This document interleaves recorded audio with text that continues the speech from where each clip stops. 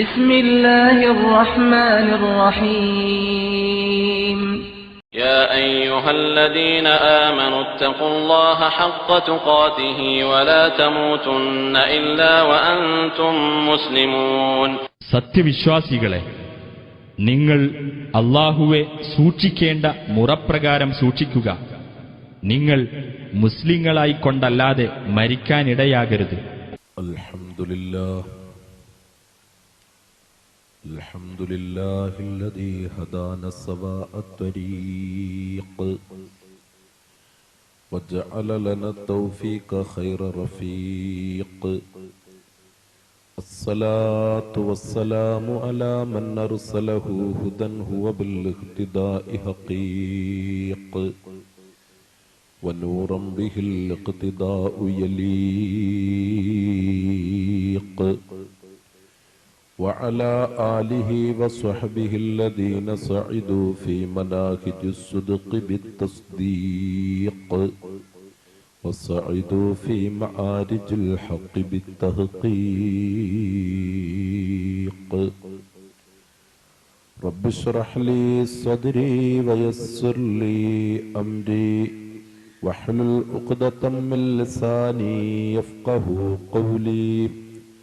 رب اشرح لي صدري ويسر لي أمري واحلل عقدة من لساني يفقه قولي. رب اشرح لي صدري ويسر لي أمري واحلل عقدة من لساني يفقه قولي. بسم الله عظيم القدرة والشان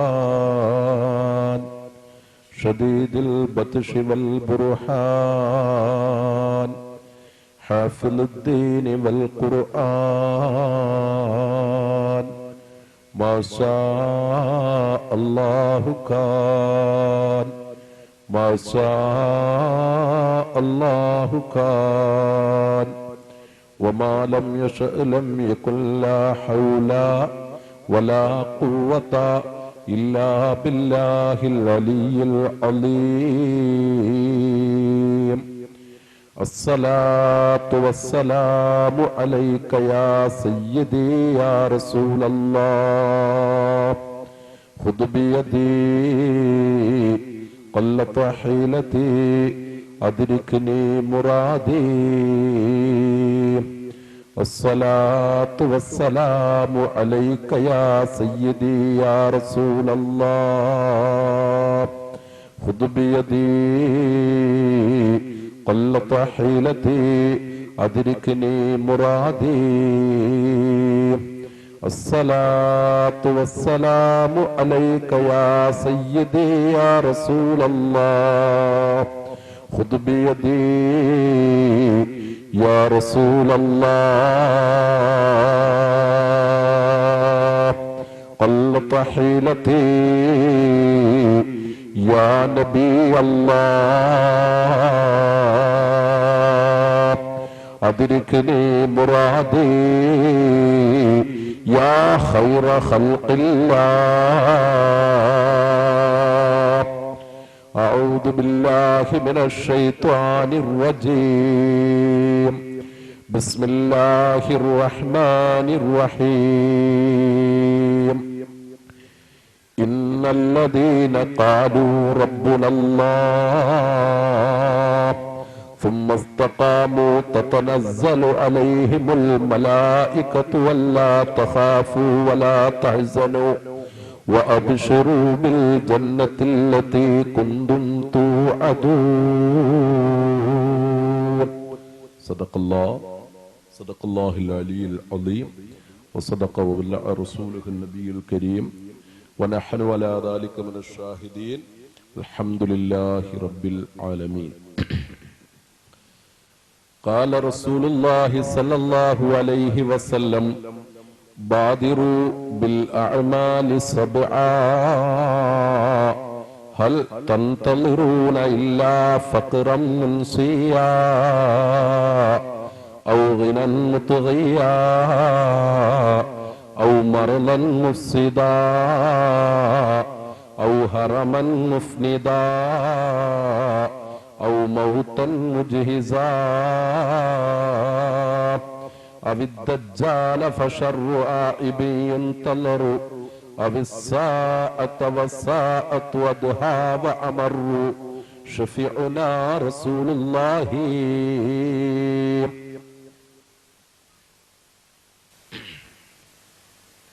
വേദിക്കകത്തും പുറത്തും ഉപവിഷ്ടരായിരിക്കുന്ന ആദരണീയരായ പണ്ഡിതന്മാരെ, ബഹുമാന്യരായ രക്ഷിതാക്കളെ, പ്രിയമുള്ള സഹോദരീ സഹോദരന്മാരെ, വിദ്യാർത്ഥിനികളെ, അസ്സലാമു അലൈക്കും വറഹ്മത്തുള്ളാഹി തആല വബറകാതുഹു. ശബ്ദം കേൾക്കുന്ന സഹോദര സമുദായാംഗങ്ങൾക്ക് വിശുദ്ധമായ മതവിജ്ഞാന സദസ്സിന്റെ 1000 ആശംസകൾ അർപ്പിച്ചുകൊള്ളുന്നു. അല്ലാഹു സുബ്ഹാനഹു വ തആല അനുഗ്രഹീതമായ ദീനീ വിജ്ഞാന സദസ്സിൽ സമ്മേളിക്കാൻ ഭാഗ്യം നൽകിയതുപോലെ നാളെ അവന്റെ അനുഗ്രഹങ്ങളെ കൊണ്ട് നിറക്കപ്പെട്ട സുഖലോക സ്വർഗത്തിലും ഒരുമിച്ചു കൂടുവാൻ തൗഫീഖ് നൽകുമാറാകട്ടെ. നമ്മളുടെ മാതാപിതാക്കളുടെയും ഗുരുനാഥന്മാരുടെയും ഭാര്യമാരുടെയും മക്കളുടെയും സഹോദരങ്ങളുടെയും നമ്മോട് ദുആ കൊണ്ട് വസിയത്ത് ചെയ്തവരുടെയും നമ്മെ സഹായിക്കുന്നവരുടെയും എല്ലാവരുടെയും എല്ലാ ചെറുതും വലുതുമായ പാപങ്ങളും മഗ്ഫിറത്തിന്റെ കടലാകുന്ന റബ്ബ് തആല വിട്ടുപുറത്തു മാപ്പാക്കി തരുമാറാകട്ടെ. എത്ര ലലാലത്തിന്റെ കൊടുങ്കാറ്റടിച്ചാലും പർവ്വതങ്ങളെ പോലെ ഉറച്ചു നിൽക്കുന്ന ഈമാൻ തന്ന അല്ലാഹു അനുഗ്രഹിക്കുമാറാകട്ടെ. പിടഞ്ഞു മരിക്കുകയാണെങ്കിലും ലാ ഇലാഹ ഇല്ലല്ലാ എന്ന വിശുദ്ധമായ കലിമത്തു തൗഹീദ് ഉച്ചരിച്ചുകൊണ്ട് സ്വർഗം കണ്ട് പുഞ്ചിരിയോടെ മരണപ്പെടാൻ സർവശക്തനായ നാഥൻ തൗഫീഖ് നൽകുമാറാകട്ടെ. പെട്ടെന്നുള്ള മരണങ്ങളെ തൊട്ട്, ദുർമരണങ്ങളെ തൊട്ട്, ഈമാനില്ലാത്ത മരണങ്ങളെ തൊട്ട്, അപകട മരണങ്ങളെ തൊട്ട്, പോസ്റ്റ്മോർട്ടം ചെയ്യുന്ന മരണങ്ങളെ തൊട്ട്, മാരകമായ ഗുരുതരമായ രോഗങ്ങളെ തൊട്ട്, കീറിമുറിക്കുന്ന രോഗങ്ങളെ തൊട്ട് നമ്മയും നമ്മളുടെ മേൽ പറയപ്പെട്ട അഹ്ലുകാരെയും അല്ലാഹു കാത്തുരക്ഷിക്കുമാറാകട്ടെ. പ്രിയമുള്ളവരെ, അനുഗ്രഹീതമായ സദസ്സിലാണ് ഞാനും നിങ്ങളും ഒരുമിച്ചു കൂടിയിട്ടുള്ളത്. അല്ലാഹു റബ്ബുൽ ഇസ്സത്തിന്റെ ആജ്ഞാനുവർത്തികളായ കോടാനുകോടി മാലാഖമാർ സന്നിഹിതരായ സദസ്സാണ് വിജ്ഞാനത്തിന്റെ സദസ്സ്. അതുകൊണ്ട് തന്നെ ആ സദസ്സിൽ ദുആഇന് ഇജാബത്തുണ്ട്. അതുകൂടാതെ ദീർഘായുസ്സിന് കാരണമാണ്, ഷർറുകൾ തട്ടിമാറ്റപ്പെടാൻ കാരണമാണ്. പല രീതിയിലുള്ള മാനസിക പ്രയാസങ്ങളും ശാരീരിക പ്രയാസങ്ങളും ഒക്കെ അനുഭവിക്കുന്ന നമ്മളുടെ പ്രശ്നങ്ങൾക്കും പ്രതിസന്ധികൾക്കുമൊക്കെ പരിഹാര മാർഗമാണ് ഇതുപോലെയുള്ള ദീനീ വിജ്ഞാന സദസ്സ്. അതിന്റെ മഹത്വത്തെ സംബന്ധിച്ച് ഇതിനു മുമ്പ് ഈ വേദിയിൽ പ്രഭാഷണം നടത്തിയ മല്ലാഹിരി ഉസ്താദും അതുപോലെ തന്നെ മുബാറക് മൗലവിയും ഒക്കെ ചെറിയ രൂപത്തിൽ, മറ്റുസ്താദുമാരുമൊക്കെ ഈ സദസ്സിൽ ചെറു രൂപത്തിൽ തന്നെ സൂചിപ്പിച്ചിട്ടുണ്ട് എന്ന് തന്നെ ഞാൻ കരുതുന്നു. എന്നിരുന്നാലും അള്ളാഹുവിന്റെ ദീനിനോടുള്ള ഇഷ്ടത്തിന്റെയും താല്പര്യത്തിന്റെയും പേരിലാണ് എല്ലാവരും ഈ രാത്രി കിടന്നുറങ്ങേണ്ട സമയത്ത് ഈ മൈതാനിയിൽ സജ്ജീകരിച്ചിരിക്കുന്ന പന്തലിൽ ഒരുമിച്ചു കൂടുവാനുള്ള കാരണം. അതുകൊണ്ട് തന്നെ ഈ ഒരുമിച്ചു കൂടൽ നാളെ നമ്മളുടെ സ്വർഗപ്രവേശനത്തിന് കാരണമായ ഒരുമിച്ചു കൂടലായി തീരണം എന്നുള്ള ഒരു നെയ്യത്ത് ഈ സദസ്സിൽ ഇരിക്കുന്ന നിങ്ങൾക്കും പ്രഭാഷണം നടത്തുന്ന എനിക്കും ഉണ്ടാകണം. എങ്കിലേ നമ്മൾ ഉറക്കമൊഴിഞ്ഞുകൊണ്ട് ഈ മൈതാനിയിൽ ഒരുമിച്ചു കൂടിയതിന് പ്രതിഫലവും പ്രയോജനവും ലഭിക്കുകയുള്ളൂ. ഒരുപക്ഷെ ഈ സദസ്സിൽ പറയപ്പെടുന്ന കാര്യം 1000 പ്രാവശ്യം നിങ്ങൾ കേട്ട കാര്യമായിരിക്കാം പറയപ്പെടുന്നത്. മഹാനായ അഷ്റഫുൽ ഖൽഖ് മുഹമ്മദ് മുസ്തഫ സല്ലല്ലാഹു അലൈഹി വസല്ലമ തങ്ങൾ നമ്മെ പഠിപ്പിച്ചു, ഒരു ദീനീ വിജ്ഞാന സദസ്സിൽ നമ്മൾ പങ്കെടുക്കുമ്പോൾ, ആ സദസ്സിൽ നമ്മൾ ഇരിക്കുമ്പോൾ അവിടെ പറയപ്പെടുന്നത് ഒരു പക്ഷേ നമ്മൾ 1000 പ്രാവശ്യം കേട്ട കാര്യമായിരിക്കാം പറയപ്പെടുന്നത്. എങ്കിലും അതാദ്യമായിട്ട് കേൾക്കുന്ന ആകാംക്ഷയോട് കൂടെ അത് ശ്രവിക്കണമെന്ന് മഹാനായ മുഹമ്മദ് മുസ്തഫ സല്ലല്ലാഹു അലൈഹി വസല്ലമ തങ്ങൾ പറഞ്ഞു. അതുകൊണ്ട് തന്നെ ഒത്തിരി സമയമൊന്നും ഞാൻ പ്രസംഗിക്കൂല. ഒന്ന്, ശാരീരിക പ്രശ്നങ്ങൾ, അത് വീണ്ടും ആവർത്തിച്ച് ഇങ്ങനെ പറയാൻ ഉദ്ദേശിക്കുന്നില്ല. അത് മുബാറക് ഉസ്താദ് ഇത്ര വിശദമായിട്ട് പറയൂന്ന് ഞാൻ ധരിച്ചതുമല്ല. അപ്പോൾ എന്തായാലും അങ്ങനെയുള്ള ചില പ്രശ്നങ്ങളും പ്രോബ്ലങ്ങളും ഒക്കെ ഉണ്ട്. അതുകൊണ്ട് ഒത്തിരി സമയം നീണ്ട് അങ്ങ് നിൽക്കാൻ പ്രയാസമുള്ളത് കൊണ്ട് അത്യാവശ്യം ചില കാര്യങ്ങളൊക്കെ പരാമർശിച്ച് ഇൻഷാ അല്ലാഹ് നമുക്ക് കാര്യമായിട്ടൊരു ദുആ ചെയ്ത് നമുക്ക് പിരിയാം. അള്ളാഹു അതിന് തൗഫീഖ് നൽകുമാറാകട്ടെ. അള്ളാഹുവിന്റെ സൃഷ്ടികളിൽ വെച്ച് ഉത്തമരും ഉത്കൃഷ്ടരും ഉന്നതരുമാണ് മനുഷ്യർ. ആ മനുഷ്യരെ സംബന്ധിച്ചിടത്തോളം അള്ളാഹു റബ്ബുൽ ഇസ്സത്ത് ഒത്തിരിയേറെ അനുഗ്രഹങ്ങൾ നൽകിയിട്ടുണ്ട്. ഈ അനുഗ്രഹങ്ങൾ മനുഷ്യർക്ക് അള്ളാഹു റബ്ബുൽ ഇസ്സത്ത് നൽകിയപ്പോൾ എല്ലാ അർത്ഥത്തിലും ആ അനുഗ്രഹങ്ങൾ ഉൾക്കൊണ്ടുകൊണ്ട് ആസ്വദിച്ചുകൊണ്ട് ഓരോ ദിവസവും തള്ളി നീക്കിക്കൊണ്ടിരിക്കുന്ന നമ്മെ സംബന്ധിച്ചിടത്തോളം അള്ളാഹു നമുക്ക് നൽകിയ അനുഗ്രഹങ്ങൾക്ക് ശുക്ർ ചെയ്യുക എന്നുള്ളത് നമ്മളുടെ ബാധ്യതയാണ്. അത് മനുഷ്യരുടെ ബാധ്യതയാണ്. അള്ളാഹു റബ്ബുൽ ഇസ്സത്ത് തന്നെ എന്താ പറഞ്ഞത്? അള്ളാഹു എന്തിനാ നമ്മെ സൃഷ്ടിച്ചിട്ടുള്ളത്? അവനെ ആരാധിക്കാൻ വേണ്ടിയിട്ട്. അവനെ ആരാധിക്കുവാനും അവനെ അനുസരിച്ച് ജീവിക്കുവാനും അവന്റെ പ്രഖ്യാപനങ്ങളും കൽപ്പനകളും നടപ്പിൽ വരുത്തുവാനും അതനുസരിച്ച് പ്രവർത്തിക്കുന്നതിനും വേണ്ടിയിട്ടാണ് അള്ളാഹു റബ്ബുൽ ഇസ്സത്ത് നമ്മെ ഓരോരുത്തരെയും സൃഷ്ടിച്ചിട്ടുള്ളത്. അതുകൊണ്ട് തന്നെ ആ പടച്ചതമ്പുരാനോടുള്ള കർത്തവ്യങ്ങളും കടമകളും ഒക്കെ എല്ലാ അർത്ഥത്തിലും പാലിക്കാൻ കടമപ്പെട്ടവരാണ് മനുഷ്യരായ നമ്മൾ. അതിൽ നിന്ന് നമ്മൾ ആരും ഒഴിവല്ല. പക്ഷേ നാം ജീവിച്ചുകൊണ്ടിരിക്കുന്ന ഈ കാലഘട്ടം അപകടകരമായ ഒരു കാലഘട്ടമാണ്. അപകടകരമായ ഒരു കാലഘട്ടം എന്ന് പറയുമ്പോൾ സൃഷ്ടിച്ചു പരിപാലിച്ചു പോറ്റുന്ന ജഗതിയന്താവായ സർവേശ്വരനെ മറന്നുകൊണ്ട് ജനങ്ങൾ ജൈത്രയാത്ര നടത്തിക്കൊണ്ടിരിക്കുന്ന ഒരു കാലഘട്ടത്തിലാണ് നാം എല്ലാം ഇന്ന് ജീവിച്ചുകൊണ്ടിരിക്കുന്നത്. യഥാർത്ഥ വിശ്വാസം മനുഷ്യന്റെ ഹൃദയത്തിൽ നിന്ന് നഷ്ടപ്പെട്ടു പോയി. ആരുടെയും ഹൃദയത്തിൽ യഥാർത്ഥ വിശ്വാസമില്ല. ആ വിശ്വാസമില്ലാത്തതിന്റെ ഫലമായി ലോകത്ത് അരാജകത്വം വളർന്ന് അതിങ്ങനെ പന്തലിച്ചുകൊണ്ടിരിക്കുകയാണ്. എവിടേക്ക് നോക്കിയാലും സ്വസ്ഥതയും സമാധാനവുമില്ല ജനവിഭാഗങ്ങൾക്ക്. അത് ഏത് മതത്തിൽ വിശ്വസിക്കുന്നവരായാലും ക്രിസ്തുദേവന്റെ പ്രത്യേക ശാസ്ത്രമായ ക്രൈസ്തവ വിശ്വാസത്തിൽ അധിഷ്ഠിതമായ ജീവിത വ്യവസ്ഥിതിയുമായി മുന്നോട്ട് പോകുന്നവരായാലും ഭഗവാൻ കൃഷ്ണന്റെ അനുയായികളെന്ന് വിശേഷിപ്പിക്കപ്പെടുന്ന ഹൈന്ദവ സംസ്കാരത്തിൽ അധിഷ്ഠിതമായ ജീവിതം നയിച്ചുകൊണ്ട് മുന്നോട്ട് പോകുന്നവരായാലും മഹാനായ അഷ്റഫുൽ ഖൽഖ് മുഹമ്മദ് മുസ്തഫ സല്ലല്ലാഹു അലൈഹി വസല്ലമ തങ്ങളെ അന്ത്യപ്രവാചകനായി കരുതുന്ന ഈ പ്രപഞ്ചത്തെ സൃഷ്ടിക്കാൻ കാരണക്കാരനായത് മുഹമ്മദ് മുസ്തഫയാണ് എന്ന് എല്ലാ അർത്ഥത്തിലും വിശ്വസിക്കുകയും അംഗീകരിക്കുകയും ആ പ്രവാചകന്റെ പാതയിലൂടെ സഞ്ചരിക്കുകയും ചെയ്യുന്നു എന്ന് പറയുന്ന മുസ്ലിം സമുദായത്തെ സംബന്ധിച്ചിടത്തോളമാണെങ്കിലും സ്വസ്ഥതയും സമാധാനവുമില്ലാതെ കാലികൾ ജീവിക്കുന്നത് പോലെ സമാനമായ ജീവിതം നയിച്ചുകൊണ്ട് മുന്നോട്ട് പോകുന്ന ഒരു സാഹചര്യമാണ് ഇന്ന് ലോകത്ത് നിലനിൽക്കുന്നത്. നമുക്ക് ലോകത്ത് നാം ചുറ്റുപാടുകൾ വീക്ഷിക്കുമ്പോൾ നമുക്ക് മനസ്സിലാകുന്ന ഒരു കാര്യമാണത്. എല്ലാവർക്കും എല്ലാ കാര്യങ്ങളും അറിയാം.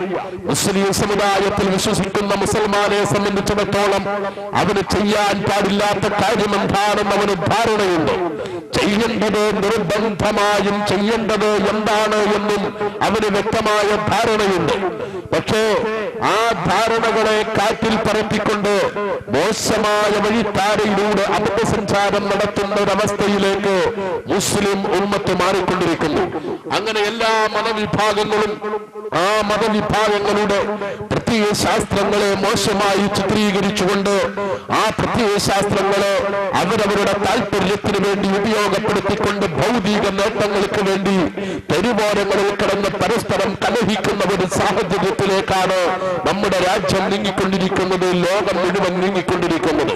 അതിന് പരിഹാരമുണ്ടാകണമെങ്കിൽ നേരായ മാർഗം ഏതാണെന്ന് മനസ്സിലാക്കിക്കൊണ്ട് നേരായ മാർഗത്തിന്റെ പന്ഥാവിലേക്ക് വരൽ മാത്രമേ അതിന് പരിഹാരമുള്ളൂ എന്നുള്ള എന്നുള്ളത് തന്നെയാണ് നാം മനസ്സിലാക്കേണ്ടത്. തിന്മയിൽ ആണ്ടികിടന്ന ഒരു ജനസമൂഹത്തെ മഹാനായ അഷ്റഫുൽ ഖൽഖ് മുഹമ്മദ് മുസ്തഫ സല്ലല്ലാഹു അലൈഹി വസല്ലമ തങ്ങൾ 23 സംവത്സരകാലത്തെ അശ്രാന്ത പരിശ്രമം കൊണ്ട് ഉത്തമരായ സംസ്കാരത്തിന്റെ വക്താക്കളാക്കി മാറ്റിയെടുത്തത് അത് വാള് കാണിച്ചിട്ടായിരുന്നില്ല, അള്ളാന്റെ റസൂൽ ബോംബ് കാണിച്ചിട്ടായിരുന്നില്ല, സൈക്കിൾ ചെയിൻ ചുഴറ്റിയിട്ടായിരുന്നില്ല, മിസൈലുകൾ നിർമ്മിച്ചിട്ടായിരുന്നില്ല. അള്ളാഹുവിന്റെ പ്രവാചകൻ 23 സംവത്സരകാലത്തെ അശ്രാന്ത പരിശ്രമത്തിന്റെ ഭാഗമായി കാട്ടറബികളെ ഉത്തമരായ സംസ്കാരത്തിന്റെ വക്താക്കളാക്കി മാറ്റിയെടുത്തത് അള്ളാഹുവിന്റെ പ്രവാചകന്റെ പ്രവർത്തന ശൈലി കൊണ്ടായിരുന്നു. അള്ളാന്റെ റസൂലിന്റെ സ്വഭാവ ഗുണം കൊണ്ടാണ് ഇസ്ലാമിലേക്ക് ആളുകൾ കടന്നു വന്നത്. പ്രവാചകന്റെ കഴുത്തറക്കാൻ വേണ്ടിയിട്ട് വാളുയർത്തിക്കൊണ്ട് തക്കം കിട്ടിയാൽ അള്ളാന്റെ റസൂലിന്റെ ശിരസ് ചോദിക്കാൻ തയ്യാറായി നിൽക്കുന്ന അബൂ ജഹലിന് പോലും അള്ളാന്റെ റസൂലിന്റെ സ്വഭാവത്തിനോട്, ആ പ്രവാചകന്റെ പെരുമാറ്റ രീതിയോടും മതിപ്പായിരുന്നു. അള്ളാന്റെ റസൂലിന്റെ ആ ഒരു പെരുമാറ്റ രീതിയും അള്ളാഹുവിന്റെ പ്രവാചകന്റെ സ്വഭാവ മഹിമയും അവിടുത്തെയുടെ കൃത്യനിഷ്ഠയുമൊക്കെയാണ് മഹത്തായ ഒരു സംസ്കാരം ഈ ലോകത്ത് പടർന്നു പന്തലിക്കാൻ കാരണമായതെങ്കിൽ ആ പ്രവാചകന്റെ അനുയായികളായ മുസ്ലിം സമുദായത്തിന്റെ ഇന്നത്തെ അവസ്ഥയെന്താ?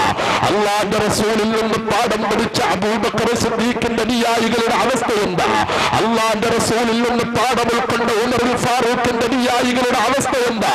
അള്ളാന്റെ റസൂലിൽ നിന്ന് പാഠം പഠിച്ചിട്ടുള്ള ഉസ്മാൻ ഇബ്നു അഫ്ഫാന്റെ അനുയായികളുടെ അവസ്ഥയെന്താ? പ്രവാചകനിൽ നിന്ന് പാഠം ഉൾക്കൊണ്ടിട്ടുള്ള അലി മുർത്തദയുടെ അനുയായികളുടെ അവസ്ഥയെന്താ? സുബൈർ ഇബ്നുൽ അവ്വാബിന്റെയും അബൂ ഉബൈദയുടെയും ഒക്കെ അനുയായികളായ മുസ്ലിം സമുദായത്തിന്റെ അവസ്ഥ മനസ്സിലാക്കണമെങ്കിൽ ലോകത്തുടനീളം നാം ഇന്ന് കണ്ടോടിക്കേണ്ടിയിരിക്കുന്നു.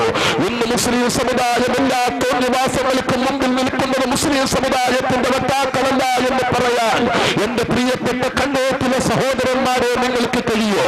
വീടിന്റെ ഉമ്മറത്ത് വന്ന് വീടുകൊണ്ടിരിക്കുന്ന പത്രധാരകൾ ദൈനംദിനം പരിശോധിക്കുമ്പോഴും അകത്ത് സജ്ജീകരിച്ചിരിക്കുന്ന ദൃശ്യമാധ്യമങ്ങൾ ദൈനംദിനം സംഘാടനം നോക്കുമ്പോഴും പരിശോധിക്കുമ്പോഴും അതിൽ നിന്നെല്ലാം വ്യക്തമായി കാണുന്നതെന്താ? എവിടെ കുഴപ്പമുണ്ടോ അവിടെ മുസ്ലിം സമുദായത്തിന്റെ വക്താക്കളുണ്ട്. എവിടൊക്കെയാണോ പ്രശ്നങ്ങളുള്ളത് അവിടെ മുസ്ലിം സമുദായത്തിന്റെ വക്താക്കളുണ്ട്. എവിടെയാണോ മോഷണം നടക്കുന്നത് അവിടെ മുസ്ലിം ചെറുപ്പക്കാരനുണ്ട്. എവിടെയാണോ പെൺവാണിഭം നടത്തുന്നത് അവിടെ മുസ്ലിം ചെറുപ്പക്കാരനുണ്ട്. എവിടെയാണോ വ്യാജമദ്യം വാറ്റുന്നത് അവിടെ മുസ്ലിം ചെറുപ്പക്കാരനുണ്ട്. എവിടെയാണോ കള്ളക്കച്ചവടം നടത്തുന്നത് അവിടെ മുസ്ലിങ്ങളുണ്ട്. എവിടെയാണോ മറ്റ് അനാശാസ്യ പ്രവർത്തനങ്ങൾ നടക്കുന്നത് അവിടെ മുസ്ലിം സമുദായമുണ്ട്. എന്തിനേറെ കഴിഞ്ഞ ദിവസം ഇവിടെ ഒരു ക്ഷേത്രത്തിൽ മോഷണം നടത്തിക്കൊണ്ട് സ്ഥിരമായ ഒരു ക്ഷേത്രത്തിന്റെ വഞ്ചി കുത്തി തുറന്നുകൊണ്ടിരിക്കുന്ന ഒരു പ്രതിയെ പിടിച്ചപ്പോൾ ആ പ്രതിയുടെ പേര് അൽ അമീൻ എന്നാണ് പത്രത്തിൽ കൊടുത്തിട്ടുള്ളത്.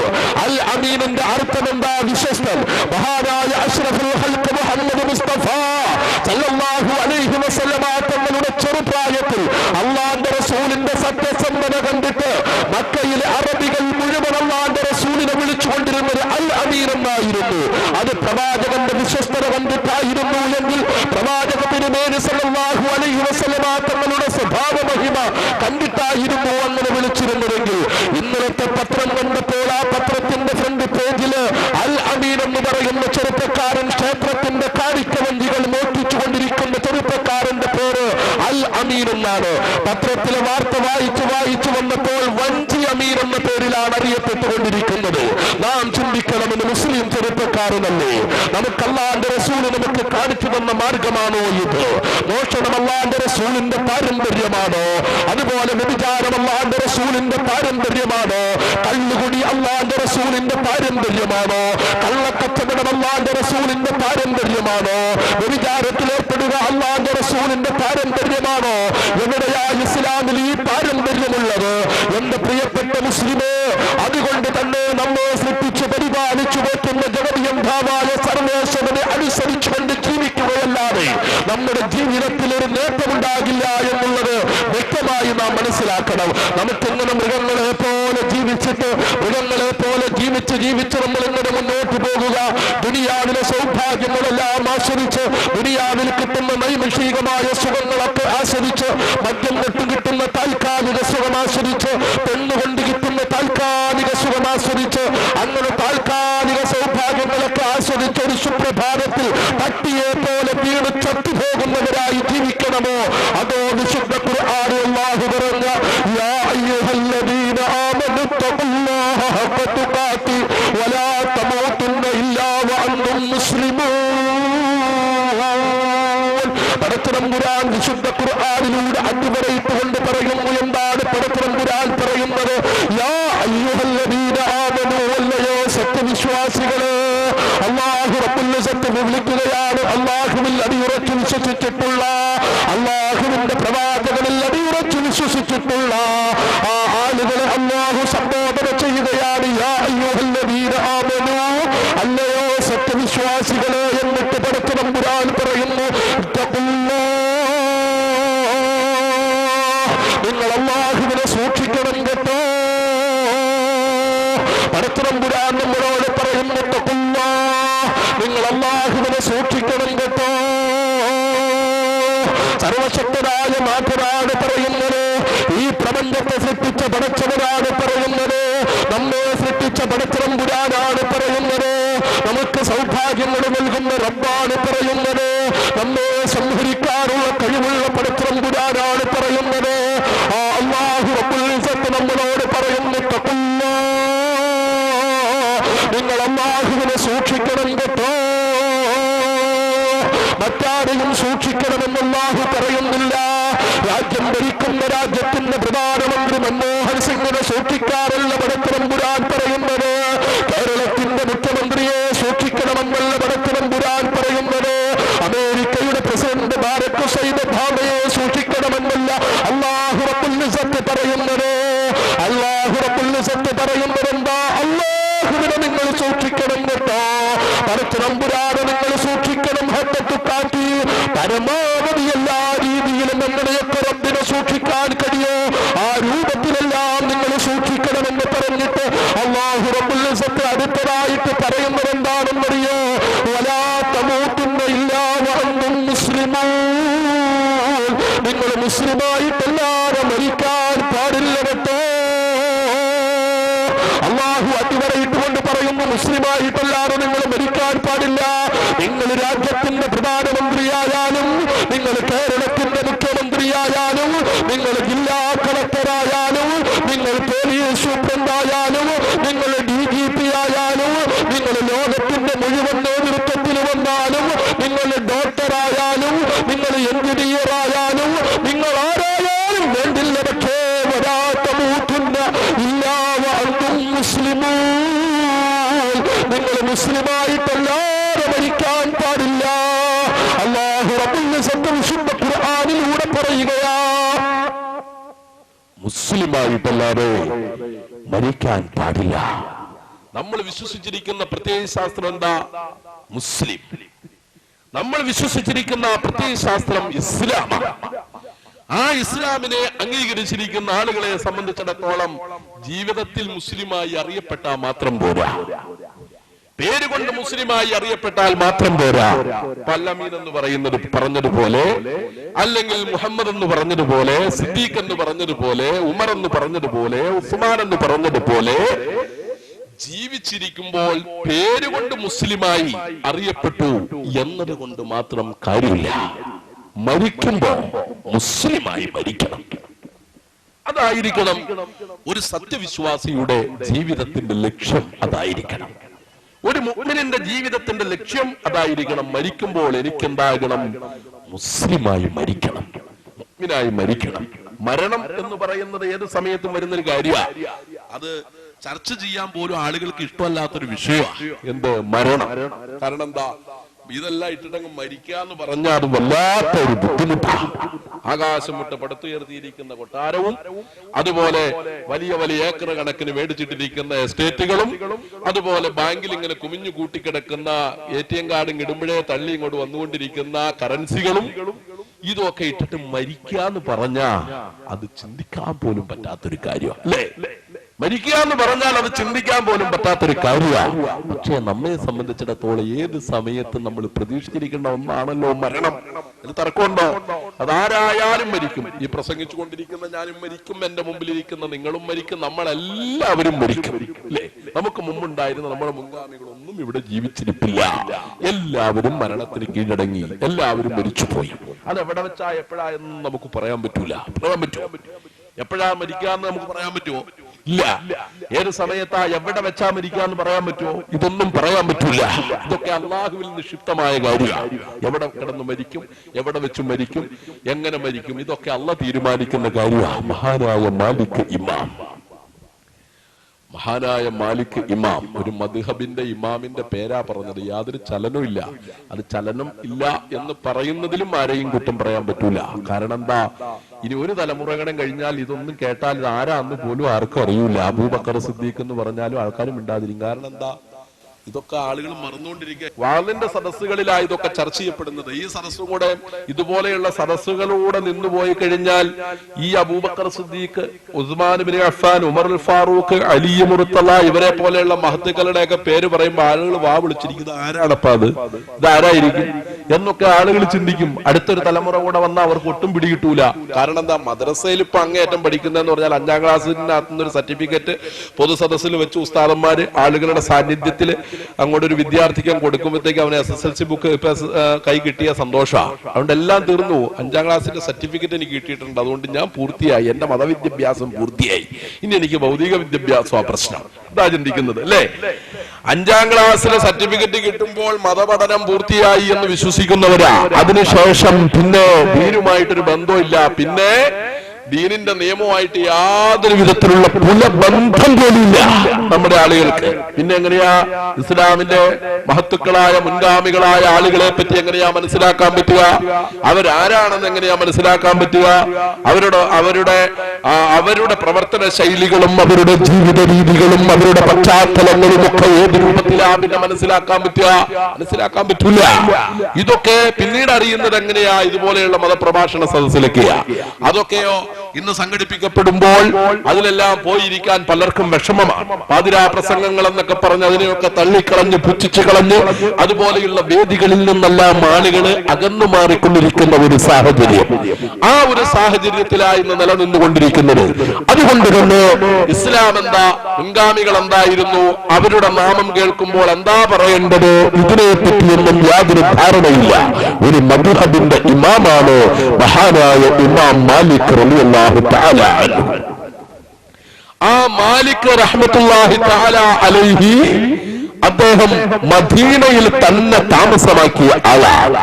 മദീന വിട്ട് അദ്ദേഹം ഒരിടത്തും പോകില്ല. കാരണം അല്ലാഹുവിന്റെ റസൂലിനോടുള്ള ഇഷ്ടം കൊണ്ട്, പ്രവാചകനോടുള്ള സ്നേഹം കൊണ്ട്, റസൂലുള്ളാഹിനോടുള്ള അടങ്ങാത്ത ആഗ്രഹം കൊണ്ട് മദീനയിൽ തന്നെ കിടന്ന് മരണപ്പെടണമെന്നും ജന്നത്തുൽ ബഖിയയിൽ മറമാടപ്പെടണമെന്നും ആഗ്രഹിച്ചിരുന്ന ആളായിരുന്നു മഹാനായ മാലിക് ഇമാം. അങ്ങനെ മദീന വിട്ടെങ്ങും പോകാതെ മദീനയിൽ തന്നെ മാലിക് ഇമാം കഴിഞ്ഞുകൂടുമ്പോൾ ഒരു ദിവസം മാലിക് ഇമാം കിടന്നുറങ്ങുന്ന സമയത്ത് അർദ്ധരാത്രിയായപ്പോൾ മാലിക് ഇമാം ഒരു സ്വപ്നം കാണുകയാണ്. ആരെയാണ് സ്വപ്നത്തിൽ കാണുന്നത്? ഈ പ്രപഞ്ചത്തെ സൃഷ്ടിക്കാൻ കാരണക്കാരനായ മുത്തലി മുഹമ്മദ് മുസ്തഫ സല്ലല്ലാഹു അലൈഹി വസല്ലമ തങ്ങളെ മാലിക് ഇമാം സ്വപ്നം കാണുകയാ. അല്ലാഹുവിന്റെ റസൂല് സ്വപ്നത്തിൽ മാലിക് ഇമാമിന്റെ മുമ്പിൽ പ്രത്യക്ഷപ്പെട്ടിട്ട് മാലിക് ഇമാമിന്റെ മുമ്പിൽ 5 വിരലിങ്ങനെ ഉയർത്തി കാണിച്ചു. അല്ലാഹുവിന്റെ റസൂൽ മാലിക് ഇമാം ഉറക്കത്തിൽ നിന്ന് ഞെട്ടിയുണർന്നു. അല്ലാഹുവിന്റെ റസൂൽ ഉറക്കത്തിൽ വന്നിട്ട് എന്തിനാ എന്റെ മുമ്പിൽ 5 വിരലിങ്ങനെ ഉയർത്തി കാണിച്ചത്? ഞാനിനി 5 വർഷത്തിനുള്ളിൽ മരിക്കുമെന്നാണോ, അതോ 50 വർഷം കൂടെ ജീവിക്കുമെന്നാണോ, അതോ ഇനി 5 വർഷം കൂടെയോ ജീവിക്കൂ എന്നാണോ, അതോ ഇനി 5 ദിവസം മാത്രമേ ജീവിക്കൂ എന്നാണോ? എന്താണ് അല്ലാഹുവിന്റെ റസൂൽ ഈ സ്വപ്നത്തിൽ വന്നിട്ട് 5 വിരലിങ്ങനെ ഉയർത്തി കാണിച്ചത്? ഇമാം മാലിക് റഹ്മത്തുള്ളാഹി തആല അലൈഹിക്ക് മനസ്സിലാകുന്നില്ല. അക്കാലത്ത് സ്വപ്നത്തിന്റെ വ്യാഖ്യാനം പറയുന്ന ഒരു മഹാനാ നാട്ടിൽ ജീവിച്ചിരുന്നു. അബ്ദുല്ലാഹി ഇബ്നു സീരി റഹ്മത്തുള്ളാഹി തആല അലൈഹി എന്ന് പേരുള്ള ആ മഹാന്റെ അരികിലേക്ക് ഇമാം മാലിക് തന്റെ ശിഷ്യനെ പറഞ്ഞയക്കുകയാണ്. ഇങ്ങനെ ഒരു സ്വപ്നം കണ്ടു എന്ന് പറയുക. പക്ഷേ സ്വപ്നം കണ്ട ആളാരാണെന്ന് ചോദിക്കുകയാണെങ്കിൽ ഞാനാണെന്ന് പറയണ്ട എന്ന് പറഞ്ഞ് തന്റെ ശിഷ്യനെ അബ്ദുല്ലാഹി ഇബ്നു സീരിയുടെ അരികിലേക്ക് വിടുന്നു. മാലിക് ഇമാമിന്റെ ശിഷ്യൻ അബ്ദുല്ലാഹി ഇബ്നു സിരി റഹ്മത്തുള്ളാഹി തആല അലൈഹിയുടെ അരികിലേക്ക് ചെന്നിട്ട് പറഞ്ഞു, അല്ലയോ ബഹുമാനപ്പെട്ടവരെ, ഒരാളൊരു സ്വപ്നം കണ്ടിട്ടുണ്ട്. ആ സ്വപ്നത്തിൽ അല്ലാഹുവിന്റെ റസൂല് വന്നിട്ട് 5 വിരൽ ഇങ്ങനെ ഉയർത്തി കാണിച്ചിട്ടുണ്ട്. ആ സ്വപ്നത്തിന്റെ വ്യാഖ്യാനം അറിയാൻ വേണ്ടിയിട്ടാണ് ഞാൻ വന്നിട്ടുള്ളതെന്ന് പറഞ്ഞപ്പോൾ അബ്ദുല്ലാഹി ഇബ്നു സിരി ചോദിക്കുന്നു, ആരായി സ്വപ്നം കണ്ടത്? ആ ശിഷ്യൻ പറഞ്ഞു, എനിക്ക് പറയാൻ നിർവാഹമില്ല. അപ്പോൾ അബ്ദുല്ലാഹി ഇബ്നു സിരി പറഞ്ഞത്, ഇതുപോലെ ഒരു സ്വപ്നം കാണാൻ യോഗ്യതയുള്ള ഒരാളെ ഇവിടെ ജീവിച്ചിരിപ്പുള്ളൂ, അത് ഇമാം മാലിക്കാണ്. അദ്ദേഹത്തിന്റെ ശിഷ്യൻ പറഞ്ഞു, പറയാൻ ആരാണെന്ന് പറയാൻ അനുമതിയില്ല. അപ്പോൾ അബ്ദുല്ലാഹി ഇബ്നു സിരി പറഞ്ഞു, ആരാണെന്ന് പറയാതെ സ്വപ്നത്തിന്റെ വ്യാഖ്യാനം പറയില്ല. ഇത് പറഞ്ഞപ്പോൾ ആ ശിഷ്യൻ തിരികെ പോന്നു. തന്റെ ഉസ്താദിന്റെ അരികിൽ ചെന്നിട്ട് പറഞ്ഞു, ആരാണെന്ന് പറയാതെ സ്വപ്നത്തിന്റെ വ്യാഖ്യാനം പറയില്ല എന്നാണ് അബ്ദുല്ലാഹി ഇബ്നു സിരി പറഞ്ഞിരിക്കുന്നത്. അതുകൊണ്ട് എന്തു ചെയ്യണമെന്ന് ചോദിച്ചപ്പോൾ മാലിക് ഇമാം പറഞ്ഞു, ചെന്നുകൊണ്ട് പറയുക, ഞാനാണ് സ്വപ്നം കണ്ടതെന്ന് പറയുക. ആ ശിഷ്യൻ വന്നു അബ്ദുല്ലാഹി ഇബ്നു സിരിയോട് പറഞ്ഞു, എന്റെ ഉസ്താദായ മാലിക് ഇമാമാണ് ആ സ്വപ്നം കണ്ടതെന്ന് പറഞ്ഞപ്പോൾ അബ്ദുല്ലാഹി ഇബ്നു സിരി പറയുന്നു, അല്ലാഹുവിന്റെ പ്രവാചകൻ ഉറക്കത്തിൽ വന്നിട്ട് 5 വിരലിങ്ങനെ ഉയർത്തി കാണിച്ചത് ഇനി 50 വർഷം വരെ ജീവിക്കുമെന്നോ അല്ലെങ്കിൽ 5 ദിവസത്തിനുള്ളിൽ മരിക്കുമെന്നോ എന്നുള്ള സൂചനയൊന്നുമല്ല കാണിച്ചത്. മറിച്ച് കാണിച്ചത് എന്താണെന്നറിയോ? 5 കാര്യങ്ങളെ പറ്റിയുള്ള അറിവ് അല്ലാഹുവിന് മാത്രമേയുള്ളൂ. അത് അല്ലാഹു മറ്റാർക്കും അറിയിച്ചു കൊടുത്തിട്ടില്ല. ഇതാണ് അബ്ദുല്ലാഹി ഇബ്നു സിരി റഹ്മത്തുള്ളാഹി തആല അലൈഹി സ്വപ്നത്തിന്റെ വ്യാഖ്യാനമായി പറഞ്ഞത്. മാലിക് ഇമാം കണ്ട സ്വപ്നത്തിന്റെ വ്യാഖ്യാനം റസൂലുള്ള 5 വിരൽ ഉയർത്തി കാണിച്ചത് 5 കാര്യങ്ങൾ അല്ലാഹുവിനല്ലാതെ മറ്റാർക്കും അറിയില്ല എന്ന സൂചനയാണ്. ആ 5 കാര്യം ഏതാണെന്നറിയോ? ഇന്നല്ലാഹ ഇന്നഹു ഇൽമുസ് സാഅതി വയുനസ്സിലുൽ ഐസ വയഅലമു മാ ഫിൽ അർഹാം വമാ തദ്രി നഫ്സുൻ മാദാ തക്സിബു ഗദാ വമാ തദ്രി നഫ്സുൻ ബിഅയ്യി അർളിൻ തമൂത്. 5 കാര്യങ്ങളെ പറ്റിയുള്ള അറിവ് അല്ലാഹുവിൽ നിക്ഷിപ്തമാണ്. ഇത് അല്ലാഹു ഒരാൾക്കും അറിയിച്ചു കൊടുത്തിട്ടില്ല. എന്താ ഈ 5 കാര്യങ്ങൾ? 1, ഇന്നല്ലാഹ ഇൻദഹു ഇൽമുസ് സാഅതി, അന്ത്യദിനം എപ്പോ സംഭവിക്കും, ഖിയാമത്ത് നാൾ എപ്പോ സംഭവിക്കും, ഇത് അല്ലാഹു ഒരാൾക്കും അറിയിച്ചു കൊടുത്തിട്ടില്ല. ഇത് ഈ അറിവ് അല്ലാഹുവിൽ മാത്രം നിക്ഷിപ്തമാണ്. ഇത് പടത്തമ്പുരാൻ ഒരാൾക്കും അറിയിച്ചു കൊടുത്തിട്ടില്ല. അന്ത്യദിനം എപ്പോ സംഭവിക്കുമെന്ന് ആർക്കെങ്കിലും അറിയിച്ചു തന്നിട്ടുണ്ടോ? ഇവിടെ ആർക്കെങ്കിലും അറിയാവോ അന്ത്യദിനം ഏത് ഡേറ്റിലാ സംഭവിക്കുന്നതെന്ന്? ഇല്ല, നമുക്ക് ആർക്കും അറിയില്ല. ഖിയാമത്ത് നാളിന്റെ അടയാളങ്ങൾ അല്ലാഹു നമ്മെ അറിയിച്ചു തന്നിട്ടുണ്ട്. റസൂലുള്ളാഹി നമുക്ക് പറഞ്ഞു തന്നിട്ടുണ്ട്, ഇന്ന അടയാളങ്ങൾ പ്രത്യക്ഷപ്പെട്ടാൽ നിങ്ങൾ ഖിയാമത്ത് നാളിനെ പ്രതീക്ഷിച്ചോ. അപ്പൊ ഖിയാമത്ത് നാളിന് വലിയ താമസമൊന്നുമില്ല. റസൂലുള്ളാഹി പറഞ്ഞ അടയാളങ്ങളൊക്കെ ഇവിടെ സംഭവിച്ചുകൊണ്ടിരിക്കുക. അതുകൊണ്ട് അന്ത്യനാള് സംഭവിക്കാൻ വലിയ താമസമൊന്നും കാണുന്നില്ല, വലിയ താമസമൊന്നുമില്ല. പ്രവാചകൻ പറഞ്ഞ അടയാളങ്ങളൊക്കെ ഇവിടെ സംഭവിച്ചുകൊണ്ടിരിക്കുക, പുലർന്നുകൊണ്ടിരിക്കുക.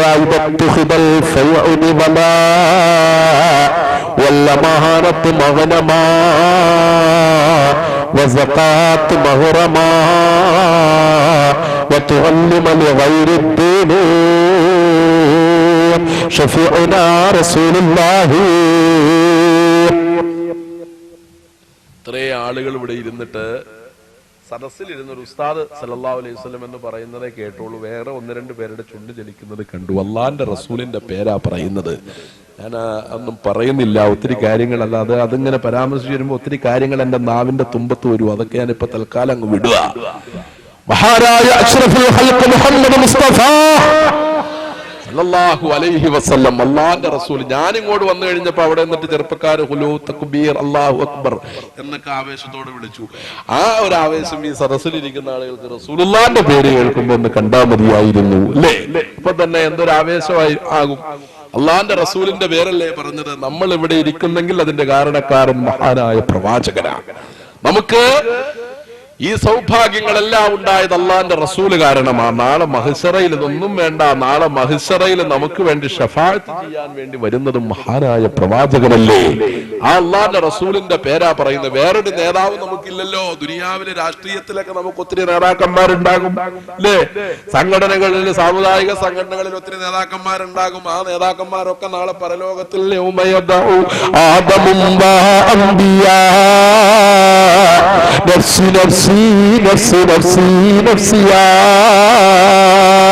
നമ്മളിന്ന് മുദ്രാവാക്യം വിളിക്കുന്ന ആവേശത്തോടെ റസൂലുള്ളാന്റെ പേര് കേൾക്കുമ്പോഴുള്ള ആവേശത്തെക്കാളും വലിയ ആവേശത്തില് നമ്മളൊക്കെ മുദ്രാവാക്യം വിളിക്കുന്ന നേതാക്കന്മാര് വരെ നാളെ മഹ്ശറാവൻ സഭയില് നഫ്സി നഫ്സി നഫ്സി നഫ്സി നഫ്സിയാ എന്ന് പറഞ്ഞ് പൊട്ടിക്കരഞ്ഞുകൊണ്ടിരിക്കുമ്പോൾ നമുക്ക് വേണ്ടി ശബ്ദിക്കുന്ന, നമുക്ക് വേണ്ടി ശഫാഅത്ത് ചെയ്യുന്ന മുഹമ്മദ് മുസ്തഫ സല്ലല്ലാഹു അലൈഹി വസല്ലമ തങ്ങള് അന്ത്യനാളിന്റെ അടയാളങ്ങൾ കുറെ നമ്മുടെ അടുത്ത് പറഞ്ഞിട്ടുണ്ട്. കുറെ അടയാളങ്ങൾ പറഞ്ഞിട്ടുണ്ട്. അതെല്ലാം പരാമർശിക്കാൻ ഇവിടെ സമയമല്ല, വിഷയം അതും അല്ലാത്തതുകൊണ്ട് ഞാൻ ആ ഭാഗത്തേക്ക് പോകുന്നില്ല. എങ്കിലും ചുരുങ്ങിയ ഒന്ന് രണ്ട് കാര്യം പറയാം, സന്ദർഭോചിതമായിട്ട് സൂചിപ്പിക്കാമെന്ന് മാത്രമേ ഉദ്ദേശിച്ചുള്ളൂ. പൊതുസ്വത്ത് സ്വകാര്യവൽക്കരിക്കപ്പെടുന്ന ഒരു കാലഘട്ടം വന്നാൽ നിങ്ങൾ എന്താണ് ഖിയാമത്ത് നാളിനെ പ്രതീക്ഷിച്ചോ? അതിപ്പോ അറിയാലോ, നമുക്കൊക്കെ അറിയില്ലേ. പൊതുസ്വത്ത്, പൊതുഖജനാവിലെ സ്വത്ത് സ്വകാര്യവൽക്കരിക്കപ്പെടുന്ന, സ്വന്തം കാര്യങ്ങൾക്ക് വേണ്ടിയിട്ട് പൊതുഖജനാവിലെ സ്വത്ത് ഉപയോഗിക്കുക. ഇന്ന് നമ്മുടെ രാജ്യത്ത് പഞ്ചായത്ത് മുതൽ പാർലമെന്റ് വരെ എന്താണ് അഴിമതിയാ. ഏത് മേഖലയിലും അഴിമതിയാ, ഏത് ഡിപ്പാർട്ട്മെന്റിലും അഴിമതിയാ, പള്ളികളിൽ അഴിമതിയാ, ദീനീ സ്ഥാപനങ്ങളിൽ അഴിമതിയാ, യതീംഖാനകളിൽ അഴിമതിയാ, അറബി കോളേജുകളിൽ അഴിമതിയാ, ഇസ്ലാമിക സ്ഥാപനങ്ങളിൽ അഴിമതിയാ, പള്ളി ഭരണത്തിൽ വരാൻ പോലും വെട്ടും കുത്തും കൊലപാതകങ്ങളും നടന്നുകൊണ്ടിരിക്കുന്ന കാലഘട്ടമാണ്. അങ്ങനെയുള്ള ഒരു കാലഘട്ടത്തിലാണ് ജീവിച്ചുകൊണ്ടിരിക്കുന്നത്. അല്ല എന്ന് പറയാൻ പറ്റുമോ? അള്ളാഹുവിന്റെ പ്രവാചകൻ പറഞ്ഞ കാലഘട്ടമല്ലേ ഇത്? എവിടെയാ അഴിമതി ഇല്ലാത്തത്? ഏത് സ്ഥാപനങ്ങളിലെ അഴിമതി ഇല്ലാത്തത്? പാർലമെന്റും സെക്രട്ടേറിയറ്റും അതുപോലെ മറ്റ് സ്ഥാപനങ്ങളും ഒക്കെ നമുക്കങ്ങ് വിടാൻ. കാരണം അത് ഇനി ഒരിക്കലും മാറൂല, കൂടി കൂടി വരത്തേ ഉള്ളൂ. അതുകൊണ്ട് അതിനകത്ത് ഇനി ചർച്ച ചെയ്യുന്നതിൽ വലിയ പ്രസക്തിയില്ല. അതുകൊണ്ട് ആ വിഷയം അങ്ങോട്ട് വിട്. അത് ഏത് സർക്കാരായാലും, ഏത് സംവിധാനമായാലും, ഏത് ഉദ്യോഗ തലങ്ങളായാലും അവിടെ ഒക്കെ അഴിമതിയാണ് നടന്നുകൊണ്ടിരിക്കുന്നത്. പ്രത്യേകിച്ച് ഏറ്റവും കൂടുതൽ അഴിമതി നടക്കുന്നത് നമ്മുടെ കേരളത്തിലുമാണ്. അത് നമ്മുടെ റോഡുകളിലൂടെ സഞ്ചരിക്കുമ്പോൾ തന്നെ ആ ഒരൊറ്റ ഉദാഹരണം കൊണ്ട് നമുക്ക് കാര്യം മനസ്സിലാക്കാൻ പറ്റും. ഒരു റോഡിന് 10 കോടി രൂപ അനുവദിച്ച ആ റോഡിന് മുടങ്ങുന്നത് 1 കോടി രൂപയോ 9 കോടി രൂപ ഇവിടെയുള്ള രാഷ്ട്രീയ നേതാക്കന്മാര്, പഞ്ചായത്ത് മെമ്പർ മുതൽ അങ്ങ് തലക്കത്തിരിക്കുന്ന ആൾ വരെ, അതുകൂടാതെ ഉദ്യോഗസ്ഥന്മാരുൾപ്പെടെയുള്ള ആളുകൾ, അതുകൂടാതെ കോൺട്രാക്ടർ വീതങ്ങൾ എടുക്കുമ്പോൾ റോട്ടിൽ പിന്നെ മുടക്കാൻ 1 കോടി ഉണ്ടാവുള്ളൂ. അപ്പൊ പിന്നെ ആ 1 കോടി രൂപയ്ക്ക് ഇങ്ങനെയല്ലാതെ പിന്നെ എങ്ങനെയാ റോഡ് പണിയാൻ പറ്റുക? അപ്പോ ആ ഒരു സംവിധാനം എന്തായാലും നമ്മൾ വിചാരിച്ചാൽ നിർത്തലാക്കാൻ പറ്റൂല. അതങ്ങനെ തന്നെ തുടർന്നേ പോകും. ആ ഭാഗത്തേക്കൊന്നും ഞാൻ കൂടുതൽ പോകുന്നില്ല. അത് നമ്മുടെ ഗവൺമെന്റിന്റെയും നമ്മുടെ രാജ്യത്തിന്റെയും വ്യവസ്ഥിതിയാണെങ്കിൽ ഇസ്ലാമികമായ സംവിധാനങ്ങൾ, സ്ഥാപനങ്ങളിലൊക്കെ നടക്കുന്ന സാഹചര്യം ഉണ്ടാ. പള്ളികളിൽ, കമ്മിറ്റികളിൽ വരാൻ പോലും എന്തുമാത്രം പ്രശ്നങ്ങളാ. ഞാൻ വിഴിഞ്ഞം പള്ളിയിൽ ഖത്തീബായിട്ടിരുന്നതാ. അവിടെ പൊതുയോഗം നടക്കുന്ന സമയത്ത് എന്താ വലിയ ചാപ്രയിലാ പോലീസ് വന്ന് കിടക്കുന്നത്, 2-3 ചാപ്രയാ പോലീസ് വന്ന് കിടക്കുന്നത്. ഒരു പ്രസിഡന്റ് പള്ളിയുടെ മോളിൽ നിന്ന് താഴെയിട്ട് ഒരു പ്രസിഡന്റിനെ കൊന്നു. ഒരു സെക്രട്ടറി ഒരു തവണ ബാത്റൂമിൽ മരിച്ചിരിക്കുന്നു. വേറെ ഒരു കമ്മിറ്റിക്കാരനെ മറവി ചെയ്തിട്ട് പിന്നെ കൊലപാതകമാണെന്ന് പറഞ്ഞ് മാന്തി എടുക്കുന്നു. ഈ രൂപത്തിലുള്ള പ്രശ്നങ്ങളാണ് അവിടെ നടന്നുകൊണ്ടിരിക്കുന്നത്. ഒരു വിഴിഞ്ഞത്തിന്റെ അവസ്ഥയാണെങ്കിൽ അത് മാത്രമല്ല, വിശുദ്ധ റമളാനിൽ പെരുമറ്റം പള്ളിക്കകത്തിട്ടുകൊണ്ട് അധികാര തർക്കത്തിന് വേണ്ടിയിട്ട് നോമ്പുകാരനായ ഒരു ചെറുപ്പക്കാരനെ കുത്തിക്കൊണ്ടതും നമ്മുടെ കേരളത്തിലെ ഒരു അറിയപ്പെടുന്ന മുസ്ലിം പള്ളിക്കകത്തിട്ടുകൊണ്ടാണ് കൊല ചെയ്തത്. നമ്മൾ പത്രത്തിൽ വായിച്ചതാ. എന്തിനാ? അധികാരത്തിന് വേണ്ടി. എന്തിനാ പള്ളിയുടെ വിഷയത്തിൽ ഈ അധികാരഭ്രമം? എന്താ പള്ളിയുടെ പ്രസിഡന്റ് ആകാനും, സെക്രട്ടറി ആകാനും, ട്രഷറർ ആകാനും, ജോയിന്റ് സെക്രട്ടറി ആകാനും ഒക്കെ എന്തിനാ ഇങ്ങനെ ഇടികൂടുന്നത്? എന്തിനാ? പള്ളിയിൽ ഭരണ കമ്മിറ്റി എന്ന് പറഞ്ഞ ഒരു സംവിധാനം ഇല്ല. പരിപാലന കമ്മിറ്റി എന്ന പേരിലുള്ള സംഭവമേ ഉള്ളൂ. അത് പള്ളി പരിപാലിക്കാനാ. അതിന്റെ പള്ളിയുടെ ബാത്റൂം വരെ കഴുകാൻ അതിന് നിയോഗിക്കപ്പെടുന്ന ആളുകൾ തയ്യാറാകണം. അതാണ് പള്ളി പരിപാലന കമ്മിറ്റി എന്ന് പറയുന്നത്. ഇത് ഭരണ കമ്മിറ്റി. അത് ആദ്യം അധികാരത്തിൽ വരാൻ വേണ്ടിയിട്ടുള്ള ഇന്ത്യയും ബഹളവും പ്രശ്നങ്ങളും ഒക്കെ രാഷ്ട്രീയാടിസ്ഥാനത്തിലാണ് ആളുകളെ കമ്മിറ്റികളിലേക്ക് എടുത്തുകൊണ്ടിരിക്കുന്നത്. ഇങ്ങനെയുള്ള സംവിധാനം അങ്ങനെ പൊതുമുതൽ സ്വകാര്യവൽക്കരിക്കപ്പെടുന്ന ഒരു കാലഘട്ടം വന്നാൽ അള്ളാന്റെ കാശായാലും വേണ്ടില്ല, പള്ളിയുടെ കാശായാലും വേണ്ടില്ല, പൊതുജനത്തിന്റെ കാശായാലും വേണ്ടില്ല, ആരുടെ കാശായാലും വേണ്ടില്ല, അത് കൈയിട്ട് വാരി സ്വന്തം ആവശ്യങ്ങൾക്ക് വേണ്ടി ഉപയോഗിക്കുന്ന ഒരു സന്ദർഭം വന്നാൽ നിങ്ങൾ അന്ത്യനാളിനെ പ്രതീക്ഷിച്ചു കൊള്ളുക. മുഹമ്മദ് മുസ്തഫ സല്ലല്ലാഹു അലൈഹി വസല്ലം ആ കാലഘട്ടമല്ലേ ഇത് മുസ്ലിം പള്ളിയുടെ മാത്രം അവസ്ഥയല്ല.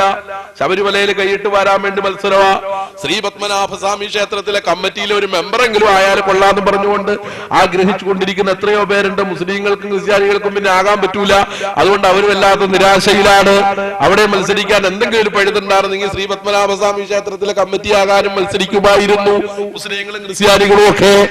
അപ്പോ എല്ലാ പ്രശ്നങ്ങളിലും ക്രിസ്ത്യൻ പള്ളിയിലെ കൈക്കാരനാകാനും അതുപോലെ അമ്പലങ്ങളിലെ കമ്മിറ്റികളിൽ വരാൻ വേണ്ടിയിട്ടൊക്കെ ആളുകൾ മത്സരിക്കുക. എന്തിനാ ഇതിന്റെയൊക്കെ മത്സരത്തിന്റെ ഉദ്ദേശം കൈയിട്ട് വാരുക എന്നുള്ളത് തന്നെയാണ് പ്രധാനപ്പെട്ട ഉദ്ദേശം. അപ്പോൾ അങ്ങനെ പൊതുസ്വത്ത് സ്വകാര്യവൽക്കരിക്കപ്പെടുന്ന ഒരു ഘട്ടം വന്നാൽ നിങ്ങൾ ഖിയാമത്തിനെ പ്രതീക്ഷിച്ചോ. രണ്ട്, അമാനത്തും അമാനത്തായി വിശ്വസിച്ചൊരു കാര്യം ഏൽപ്പിച്ചാൽ ആ വിശ്വാസത്തിന് കളങ്കം വരുത്തുക, അമാനത്ത് വീടാതിരിക്കുക. വിശ്വസിച്ച ഒരാളൊരു കാര്യം നമ്മളെ ഏൽപ്പിച്ചു, അല്ലെങ്കിൽ ഒരു കുറെ പണം നമ്മളെ ഏൽപ്പിച്ചു, അല്ലെങ്കിൽ അയാളുടെ ഒരു സ്ഥാപനം നമ്മളെ ഏൽപ്പിച്ചു. അവസാനം എന്ത് ചെയ്യുക? അയാൾ അത് തിരികെ ആവശ്യപ്പെടുമ്പോൾ അയാൾക്കത് കൊടുക്കാതിരിക്കുക. അങ്ങനെ ഒരു കാലഘട്ടം വന്നാൽ, അങ്ങനെ ഒരു സാഹചര്യം വന്നാൽ, അത് നമ്മുടെ സ്വന്തം സ്വത്താണെന്നുള്ള ആ ഒരു ധാരണ പ്രകാരം നമ്മൾ അത് ഉപയോഗിക്കുകയും വിശ്വസിച്ചേൽപ്പിച്ചവരെ ചതിക്കുകയും ചെയ്യുന്ന ഒരു സന്ദർഭം വന്നാൽ ഖിയാമത്ത് നാളിനെ പ്രതീക്ഷിച്ചു കൊള്ളുക. മുഹമ്മദ് മുസ്തഫ. ഒന്നാമത്തതോ സക്കാത്ത് മഹറമാ, സക്കാത്ത് കടമാക്കുക. സക്കാത്ത് നമ്മൾ കൊടുക്കേണ്ട കണക്കനുസരിച്ച് സക്കാത്ത് കൊടുക്കാതെ ആ സക്കാത്ത് കടമാക്കിക്കൊണ്ട് അതിനെ പുച്ഛിച്ചു തള്ളുന്ന, ഇത് ഞാൻ കഷ്ടപ്പെട്ടുണ്ടാക്കിയതാ, ഇത് മറ്റാർക്കും കൊടുക്കാൻ തയ്യാറില്ല എന്ന ഉമ്മോടുകൂടെ ആ സക്കാത്തിനെ കടമാക്കുന്ന ഒരു ഘട്ടം വന്നാൽ നിങ്ങൾ ഖിയാമത്ത് നാളിനെ പ്രതീക്ഷിച്ചു കൊള്ളുക. അങ്ങനെ ഒരു കാലഘട്ടമല്ലേ ഇന്ന് നമ്മുടെ രാജ്യത്തുള്ളത്? നാം നമ്മളുടെ ചുറ്റുപാടുകളിലേക്ക് കണ്ണോടിക്കുക. ഓരോ വ്യക്തിയും അവരുടെ സ്വത്തിന്റെ കണക്കനുസരിച്ച് സക്കാത്ത് കൊടുക്കാൻ തയ്യാറായാൽ, സ്വർണ്ണത്തിന് ഇത്ര ശതമാനം സക്കാത്ത് ഉണ്ടെങ്കിൽ, വെള്ളിക്ക് ഇത്ര ശതമാനം സക്കാത്ത് ഉണ്ടെങ്കിൽ, പണത്തിന് ഇത്ര ശതമാനം സക്കാത്ത് ഉണ്ടെങ്കിൽ, അതിന്റെ തോതനുസരിച്ചുള്ള സക്കാത്ത് ഇവിടെ കൊടുത്തു കഴിഞ്ഞാൽ നമ്മുടെ സമൂഹത്തിൽ ഒറ്റ ദാരിദ്ര്യം അനുഭവിക്കുന്നവർ നമ്മുടെ സമൂഹത്തിൽ ഉണ്ടാകില്ല. ഒറ്റ പാവപ്പെട്ട കുടുംബത്തിലെ ഉപ്പമാരും ഉമ്മമാരും കയ്യിൽ ഒരു ലഭ്യത്തോടുമായിട്ട് വീട് വീടാഗ്രഹവും പള്ളികൾക്ക് മുമ്പിലൂടെ തെണ്ടികളെ പോലെ തെണ്ടി നടക്കുന്ന ഒരു സാഹചര്യം നമ്മുടെ സമൂഹത്തിലുണ്ടാകില്ല. സക്കാത്ത് അതിന്റെ വിധി അനുസരിച്ച് ഇസ്ലാം പറയുന്ന ആ കണക്കനുസരിച്ച് സക്കാത്ത് കൊടുത്തു വീടാൻ ഓരോ സമ്പന്നവർഗവും തയ്യാറായി കഴിഞ്ഞാൽ ആ ഒരു സാഹചര്യം നമ്മുടെ നാട്ടിലുണ്ടാകില്ല. പക്ഷേ ആ വിഷയത്തിലും നമ്മൾ എന്താണ് പുറകോട്ട്? അപ്പോൾ പ്രവാചകൻ പറഞ്ഞ കാലഘട്ടം ഖിയാമത്ത് നാൾ അടുത്തുകൊണ്ടിരിക്കുക.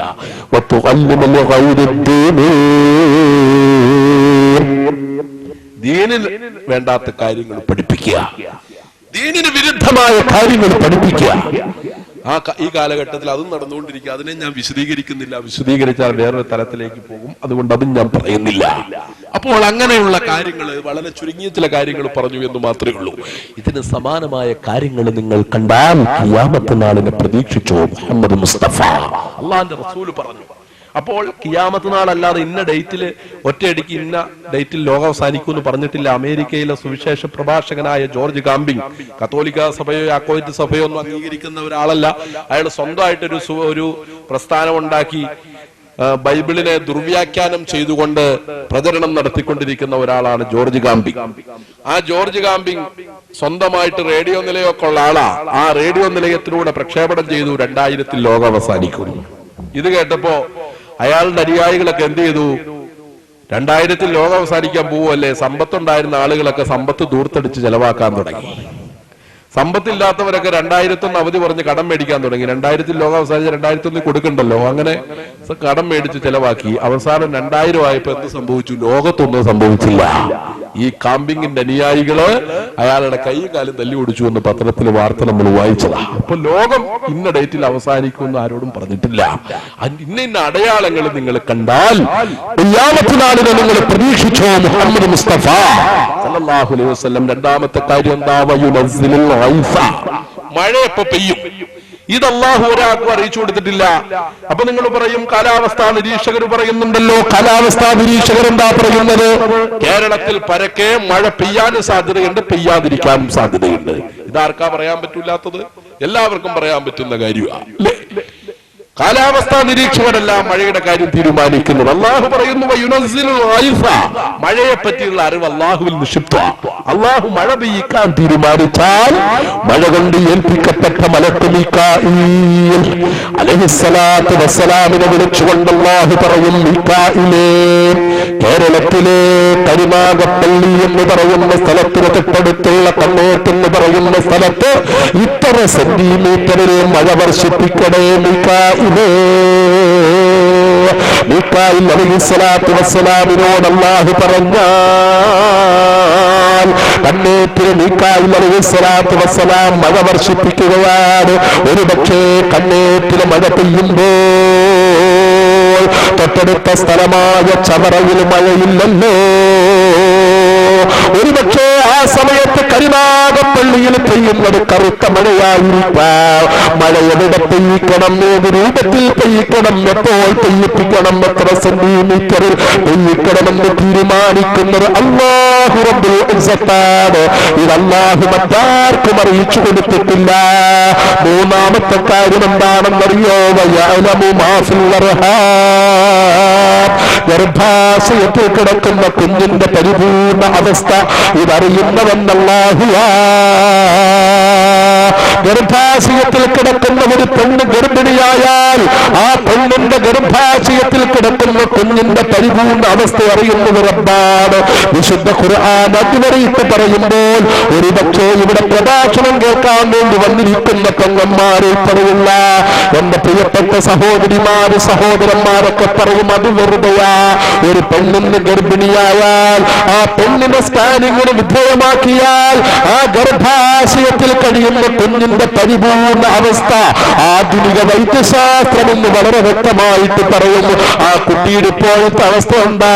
കുട്ടി ഉറങ്ങാണോ, ക്രിക്കറ്റ് കളിക്കാണോ, ഫുട്ബോൾ കളിക്കാണോ എന്നൊക്കെ സ്കാൻ ചെയ്താൽ പറയാനുള്ള സംവിധാനം ആധുനിക വൈദ്യശാസ്ത്രം കണ്ടുപിടിച്ചിട്ടുണ്ട്. പിന്നെ എന്താ? അല്ലാഹു മാത്രമേ അറിയൂ എന്ന് പറയുന്നതിൽ തർക്കമുണ്ടോ എന്ന് വിചാരിച്ചാൽ, എന്ന് നിങ്ങൾ പറഞ്ഞാൽ അതിന് മറുപടിയായിട്ട് എനിക്ക് പറയുവാനുള്ളത് പ്രിയപ്പെട്ട സഹോദരന്മാരെ, ആധുനിക വൈദ്യശാസ്ത്രത്തിന് എപ്പോഴാണ് ഒരു കുട്ടിയാണാണോ പെണ്ണാണോ എന്ന് പറയാൻ കഴിയുക, ആ കുട്ടിയുടെ അവസ്ഥ പറയാൻ കഴിയുക. ഒരു സ്ത്രീ ഗർഭിണിയായാൽ ആ ഗർഭാശയത്തിൽ നിക്ഷേപിക്കപ്പെട്ട ബീജത്തുള്ളി അത് രക്തക്കട്ടയായി രക്തക്കട്ട മാംസക്കട്ടയായി മാംസക്കട്ട മനുഷ്യരൂപം പ്രാപിച്ചതിനു ശേഷം മാത്രമേ ആധുനിക വൈദ്യശാസ്ത്രത്തിന് ആണാണോ പെണ്ണാണോ എന്ന് പറയാൻ കഴിയൂ.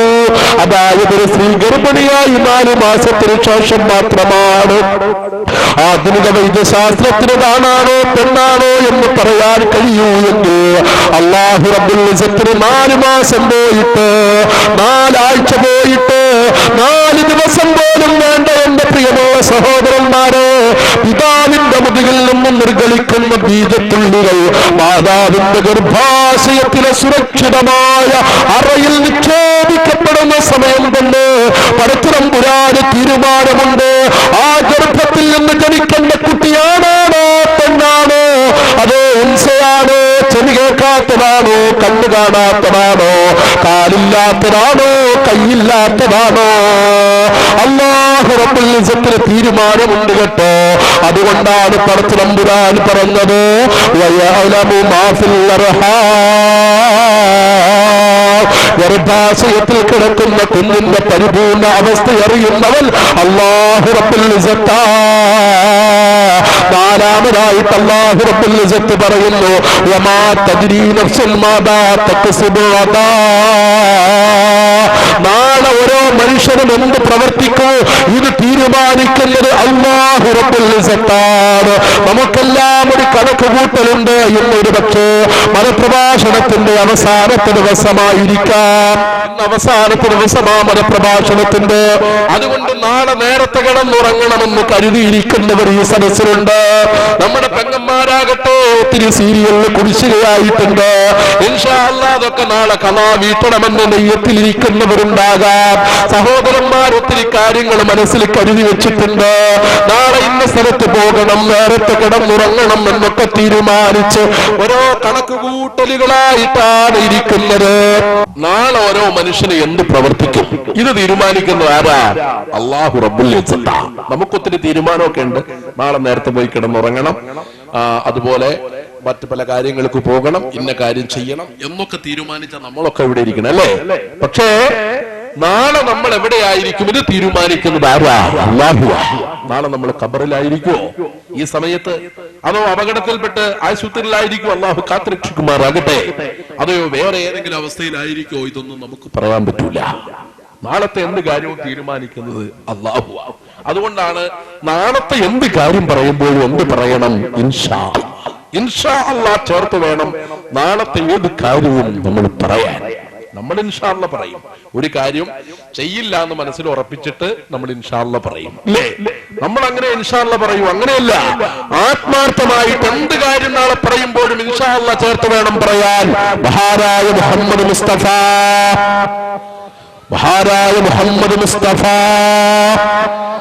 സല്ലല്ലാഹു അലൈഹി വസല്ലമ തങ്ങളുടെ അരികിലേക്ക് ഒരു പറ്റം ജൂതന്മാർ വന്നു.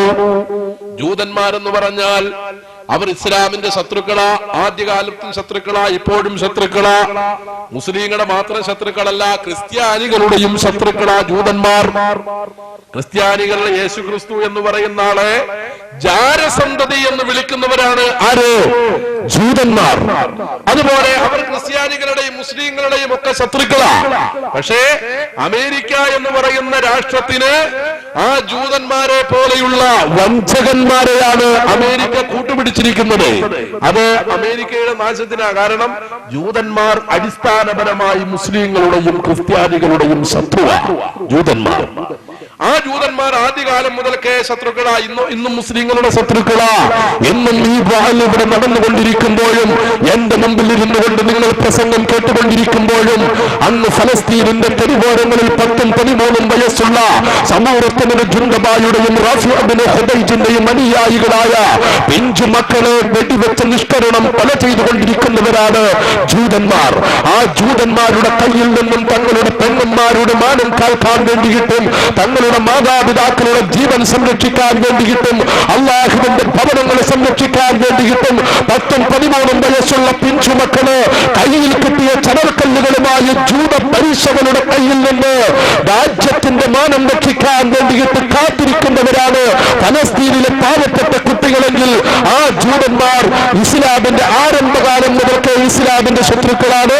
ഇനി ഖിയാമത്ത് നാൾ വരെ ഈ മുസ്ലിം സമുദായത്തിന്റെ ശത്രുക്കളാണ് ജൂതന്മാർ. അതുകൊണ്ട് തന്നെ ആ ജൂതന്മാരിൽപ്പെട്ട ഒരു വിഭാഗം അള്ളാന്റെ റസൂലിന്റെ അരികിൽ വന്നിട്ട് പ്രവാചകനോട് പറഞ്ഞു, മുഹമ്മദേ, ഈ അസ്ഹാബുൽ കഹ്ഫിന്റെ സംഭവം ഞങ്ങൾക്കൊന്ന് പറഞ്ഞു തരുമോ മുഹമ്മദേ എന്ന് റസൂലുള്ളാഹിനോട് ചോദിച്ചു. പ്രവാചകനെ ഒന്ന് പരീക്ഷിക്കാൻ വേണ്ടിയിട്ട് ഗുഹാവാസികളുടെ സംഭവം വിശുദ്ധ ഖുർആനിൽ പറയുന്നുണ്ട്. അസ്ഹാബുൽ കഹ്ഫിന്റെ സംഭവം, 7 യുവാക്കളുടെ സംഭവം ഖുർആനിൽ പറയുന്നുണ്ട്. അത് വിശദീകരിക്കാൻ സമയമില്ല. ഈ സംഭവം ഒന്ന് പറഞ്ഞു തരാമോ മുഹമ്മദ് എന്ന് അല്ലാഹുവിന്റെ പ്രവാചകനോട് ചോദിച്ചു. ആര്? ജൂതന്മാര് വന്ന്. അള്ളാന്റെ റസൂൽ എന്തു പറഞ്ഞു? നിങ്ങൾ നാളെ വാ, ഞാൻ പറഞ്ഞു തരാമെന്ന് പ്രവാചകൻ പറഞ്ഞു. അള്ളാന്റെ റസൂൽ ഇൻഷാ അല്ലാഹ് പറയാൻ വിട്ടുപോയി. പ്രവാചകൻ ഇൻഷാ അല്ലാഹ് പറയാൻ വിട്ടുപോയി എന്ന് പറയുമ്പോൾ നിങ്ങൾ പറയുവോ റസൂലുള്ളാഹിക്കും മറവി പറ്റിയിട്ടുണ്ടല്ലോ, പിന്നെന്താ കുഴപ്പം? റസൂലുള്ളാഹിക്കും തെറ്റു പറ്റിയിട്ടുണ്ടല്ലോ, പിന്നെന്താ കുഴപ്പം എന്ന് ചോദിക്കും. അല്ല, അള്ളാഹുവിന്റെ പ്രവാചകന്റെ ജീവിതത്തിൽ സംഭവിച്ചിട്ടുള്ള ഒരു മറവി പോലും പിൽക്കാലത്ത് റസൂലുള്ളാഹിന്റെ അനുയായികളായ നമുക്ക് ഒരു പാഠം നൽകുന്നതിന് വേണ്ടി സംഭവിച്ചിട്ടുള്ളതാണ്. അതാണ് നമ്മൾ മനസ്സിലാക്കേണ്ടത്. റസൂലുള്ളാഹ് എന്തു പറഞ്ഞു? നിങ്ങൾ നാളെ വാ, ഞാൻ പറഞ്ഞു തരാമെന്ന് പറഞ്ഞു. ജൂതന്മാരങ്ങ് പോയി. പക്ഷേ അള്ളാഹുവിനത് ഇഷ്ടപ്പെട്ടില്ല. അതുകൊണ്ട് അള്ളാഹു എന്ത് ചെയ്തു? 16 ദിവസത്തേക്ക് ജിബ്രീൽ അലൈഹിസ്സലാത്തു വസ്സലാമിനെ റസൂലുള്ളാഹിന്റെ അരികിലേക്ക് വഹിയുമായി വിട്ടില്ല. അള്ളാഹിന്റെ റസൂൽ വിഷമത്തിലായി. എന്താ ജിബ്രീൽ വരാത്തത്? ജിബ്രീൽ അലൈഹിസ്സലാത്തു വസ്സലാം എന്തുകൊണ്ടാണ് വഹിയുമായി തന്റെ അരികിലേക്ക് വരാത്തത്? ജിബ്രീലിനെ കാണുന്നില്ലല്ലോ. ആദ്യമായി ഹിറാ ഗുഹയിൽ ഏകപ്രാന്യമായിരുന്നപ്പോൾ തന്റെ അരികിലേക്ക് ഇഖ്റഅ ബിസ്മി റബ്ബിക്കല്ലദീ ഖലഖ ഖലഖൽ ഇൻസാന മിൻ അലഖ ഇഖ്റഅ വറബ്ബുക്കൽ അക്രമുല്ലദീ അല്ലമ ബിൽ ഖലം അല്ലമൽ ഇൻസാന മാ ലം യഅലം എന്ന് തുടങ്ങുന്ന വിശുദ്ധ ഖുർആന്റെ അനുഗ്രഹീതമായ വചനങ്ങൾ കൊണ്ട് തന്റെ അരികിലേക്ക് വന്ന ജിബ്രീൽ പലപ്പോഴും പല സന്നിഗ്ധ ഘട്ടത്തിലും തന്റെ അരികിലേക്ക് പാഞ്ഞു വരാറുള്ള ജിബ്രീൽ ഒരാശ്വാസം വേണ്ടപ്പോൾ തന്റെ അരികിൽ ആശ്വസിപ്പിക്കാൻ എത്താറുള്ള ജിബ്രീൽ കുഫാറുകളെ തന്നെ വധിക്കാൻ വേണ്ടിയിട്ട് വീട് വളഞ്ഞപ്പോൾ തന്റെ അരികിലേക്ക് വന്നിട്ട് യാ റസൂലല്ലാഹ്, അങ്ങയെ വധിക്കാൻ വേണ്ടിയിട്ട് കുഫാറുകൾ വീട് വളഞ്ഞിട്ടുണ്ട്, അതുകൊണ്ട് അലിയാര് തങ്ങളെ വിരിപ്പിൽ കിടത്തിക്കോ, ഒരു പിടി മണ്ണ് വാരിക്കോ, വജഅൽനാ മിൻ ബൈനി ഐദിഹിം സദ്ദൻ വമിൻ ഖൽഫിഹിം സദ്ദാ ഫഅഗ്ശൈനാഹു ഫഹും ലാ യുബ്സിറൂൻ എന്ന് പറഞ്ഞ കുഫാറുകളുടെ മുഖത്തേക്ക് മണ്ണ് വലിച്ചെറിയ നബിയേ, അവരുടെ കണ്ണു കാണാതാകട്ടെ നബിയേ എന്ന് പറഞ്ഞു തന്റെ ആപത്തിൽ നിന്ന് രക്ഷപ്പെടുത്തിയിട്ടുള്ള ജിബ്രീൽ, എന്റെ എല്ലാമായ ജിബ്രീൽ, എന്താണ് ആ ജിബ്രീൽ 16 ദിവസമായി തന്റെ മുമ്പിലേക്ക് വരാത്തത്? അല്ലാഹുവിന്റെ റസൂൽ വിഷമിച്ച് വേദനാദിപ്പെട്ട് വേദനയോടെ ഇരിക്കുമ്പോൾ ജൂതന്മാര് പ്രവാചകനെ പരിഹസിക്കാൻ തുടങ്ങി, കളിയാക്കാൻ തുടങ്ങി. എന്താ മുഹമ്മദേ, ഇപ്പൊ വഹിയൊന്നും വരുന്നില്ലേ? ഇപ്പോൾ ദൈവത്തിൽ നിന്ന് സന്ദേശമൊന്നും കിട്ടുന്നില്ലേ? എന്താ ദൈവം നിന്ന് കൈവിട്ടോ മുഹമ്മദേ എന്നെല്ലാം ചോദിച്ച് അല്ലാഹുവിന്റെ റസൂലിനെ പരിഹസിച്ചു കൊണ്ടിരിക്കുമ്പോൾ, പ്രവാചകൻ വേദനിച്ചിരിക്കുമ്പോൾ 16ാമത്തെ ദിവസമെന്ന് കഴിഞ്ഞപ്പോൾ അതാ വരുന്നു മുഖറബുൽ അംലാഖ് മലക്ക് ജിബ്രീൽ അലൈഹിസ്സലാത്തു വസ്സലാം അല്ലാഹുവിന്റെ റസൂലിന്റെ അരികിലേക്ക് വരികയാ. ജിബ്രീലിനെ കണ്ടപ്പോൾ അല്ലാഹുവിന്റെ റസൂലിന്റെ മുഖം വിടരുകയാണ്. അല്ലാഹുവിന്റെ റസൂലിന്റെ അരികിലേക്ക് ജിബ്രീൽ വന്നിട്ട് പ്രവാചകനോട് ജിബ്രീൽ പറയുന്നു, യാ റസൂലല്ലാഹ്, അങ്ങ് വിഷമിക്കുന്ന നബിയേ, വേദനാദിപ്പെടുന്ന നബിയേ, പ്രയാസപ്പെടുന്ന നബിയേ. ജിബ്രീൽ അലൈഹിസ്സലാത്തു വസ്സലാം അല്ലാഹുവിന്റെ റസൂലിന്റെ ശ്രവണപീഠത്തിൽ പറഞ്ഞു കൊടുക്കുന്നു, വല്ലുഹാ വല്ലൈലി ഇദാ സജാ മാ വദ്ദഅക റബ്ബുക വമാ ഖലാ. ജിബ്രീൽ അലൈഹിസ്സലാത്തു വസ്സലാം അല്ലാഹുവിന്റെ റസൂലിന്റെ ശ്രവണപീഠത്തിൽ പറയുന്നു, വല്ലുഹാ, പൂർവാഹനം തന്നെയാണ് സത്യം, വല്ലൈലി ഇദാ സജാ, രാത്രി ഇരുൾ മൂടുമ്പോൾ തന്നെയാണ് സത്യം. എന്നിട്ട് ജിബ്രീൽ അലൈഹിസ്സലാത്തു വസ്സലാം എന്താണ് പറയുന്നതെന്നറിയോ? മാ വദ്ദഅക റബ്ബുക വമാ ഖലാ. നബിയെ, അങ്ങയുടെ നാഥൻ അങ്ങയെ കൈവിട്ടിട്ടില്ല നബിയെ, അങ്ങയോട് കോപിച്ചിട്ടുമില്ല റസൂലേ. ജിബ്രീൽ അലൈഹിസ്സലാത്തു വസ്സലാം അല്ലാഹുവിന്റെ റസൂലിനോട് പറയുകയാണ്. എന്നിട്ട് ജിബ്രീൽ അലൈഹിസ്സലാത്തു വസ്സലാം നിർത്തുന്നില്ല. വീണ്ടും ജിബ്രീൽ പ്രവാചകനോട് പറയുന്നു, യാ റസൂലല്ലാഹ്, വലാ തഖൂലന്ന ലിശൈഇൻ ഇന്നി ഫാഇലുൻ ദാലിക വദാ ഇല്ലാ യശാ അല്ലാഹ്. നബിയേ, നാളത്തെ ഒരു കാര്യവും ഒരാളും ഉറപ്പിച്ച് പറയാൻ പാടില്ല. ഇല്ലാ യശാ അല്ലാഹ്, ഇൻഷാ അല്ലാഹ് പറയാതെ. അല്ലാഹുവിന്റെ റസൂലിനോട് ജിബ്രീൽ പറഞ്ഞെങ്കിൽ അത് റസൂലുള്ളാഹിക്കുള്ള താക്കീതല്ല സഹോദരന്മാരെ, നമുക്കുള്ള താക്കീതാണ്. അതുകൊണ്ട് തന്നെ അല്ലാഹു റബ്ബുൽ ഇസ്സത്ത് പറയുന്നു, വമാ തദ്രീ നഫ്സുൻ മാദാ തക്സിബു ഗദാ. നാളെ ഓരോ മനുഷ്യന്റെയും നാളത്തെ കാര്യം തീരുമാനിക്കുന്നതാരാ? അല്ലാഹു റബ്ബുൽ ഇസ്സത്താണ്. അഞ്ചാമത്തെ കാര്യം എന്താണെന്നറിയോ? വമാ തദ്രീ നഫ്സുൻ ബിഅയ്യി അർളിൻ തമൂത്ത്. നാളെ ഓരോ മനുഷ്യരും എവിടെ വെച്ച് മരണപ്പെടും ഇത് തീരുമാനിക്കും. തീരുമാനിക്കുന്നത് അല്ലാഹു റബ്ബുൽ ഇസ്സത്താണ്. ആണ് നമ്മൾ എവിടെ വെച്ച് മരണപ്പെടും ഇത് തീരുമാനിക്കുന്നതും അല്ലാഹുവാണ്. ഇതാണ് റസൂലുള്ളാഹ് സ്വപ്നത്തിൽ വന്നിട്ട് മഹാനായ മാലിക് ഇമാമിന്റെ മുമ്പിൽ 5 വിരൽ ഉയർത്തി കാണിച്ചത്. 5 കാര്യം അള്ളാഹുവിനെ അറിയൂ. 5 കാര്യം. 1, അന്ത്യനാളെപ്പോ സംഭവിക്കും. 2, മഴയെപ്പോ പെയ്യും. 3, ഗർഭാശയത്തിൽ കിടക്കുന്ന കുഞ്ഞിന്റെ പരിപൂർണ അവസ്ഥ. നാളെ ഓരോ മനുഷ്യനും എന്ത് കാര്യം പ്രവർത്തിക്കുമെന്നുള്ളത് അള്ളാഹുവിനെ അറിയൂ. 5, ഓരോ മനുഷ്യരും എവിടെ വെച്ച് മരിക്കും ഇത് തീരുമാനിക്കുന്നത് ആരാ? അല്ലാഹുവാ. ഇതാണ് 5 വിരൽ ഉയർത്തി കാണിച്ചത്. അപ്പോ നമ്മൾ എവിടെ കിടന്ന് മരിക്കും, എങ്ങനെ മരിക്കും എന്നൊന്നും പറയാൻ പറ്റൂല. നിങ്ങൾ കരുനാഗപ്പള്ളിക്കാരാണ്, കണ്ണേറ്റുകാരാണ്, അതുകൊണ്ട് ഇവിടെ കിടന്നേ മരിക്കൂ, ഞങ്ങൾ ഈ ജമാഅത്തിലെ മറമാടൂ എന്ന് നിങ്ങൾ തീരുമാനിക്കും. ഞാൻ ഇടുക്കിക്കാരനാണ്, ഞാൻ ഇടുക്കി കിടന്നേ മരിക്കൂ, ആ ജമാഅത്തിന്റെ കീഴിൽ എന്നെ മറൂ എന്ന് ഞാൻ ചിന്തിക്കും. നമ്മളൊക്കെ ഇങ്ങനെ ചിന്തിക്കും. പക്ഷെ നമ്മൾ എവിടെ കിടന്ന് മരിക്കുമെന്ന് തീരുമാനിക്കുന്നത് ആരാ? അല്ലാഹു റബ്ബുൽ ഇസ്സത്താണ്. നമ്മൾ എവിടെ കിടന്ന് മരിക്കും, ഏത് രൂപത്തിൽ മരിക്കും, എങ്ങനെ മരിക്കുമെന്ന് തീരുമാനിക്കുന്നത് അല്ലാഹു റബ്ബുൽ ഇസ്സത്താണ്. ഇത് പടച്ചതമ്പുരാൻ മറ്റാർക്കും അറിയിച്ചു കൊടുത്തിട്ടില്ല, ഒരാൾക്കും അറിയിച്ചു കൊടുത്തിട്ടില്ല. അതുകൊണ്ട് തന്നെ മരണം എന്തായാലും ഉജൂബായി. മരിക്കും എന്നുള്ള കാര്യം ഉറപ്പായല്ലോ. നമ്മൾ ആരും മരണത്തിൽ നിന്ന് ഒഴിവാകില്ല, എല്ലാവരും മരിക്കും. ഇതെല്ലാവർക്കും ഉറപ്പാ. അതെവിടെ വെച്ച്, എങ്ങനെ, ഏത് രൂപത്തിൽ അത് സംഭവിക്കുമെന്നുള്ള കാര്യത്തിൽ യാതൊരു തർക്കമില്ല. ഏത് രൂപത്തിൽ സംഭവിച്ചാലും മരിക്കുമ്പോൾ നമ്മളുടെ നാഥൻ നമ്മളോട് പറയുന്ന ഒരു കാര്യമുണ്ട്.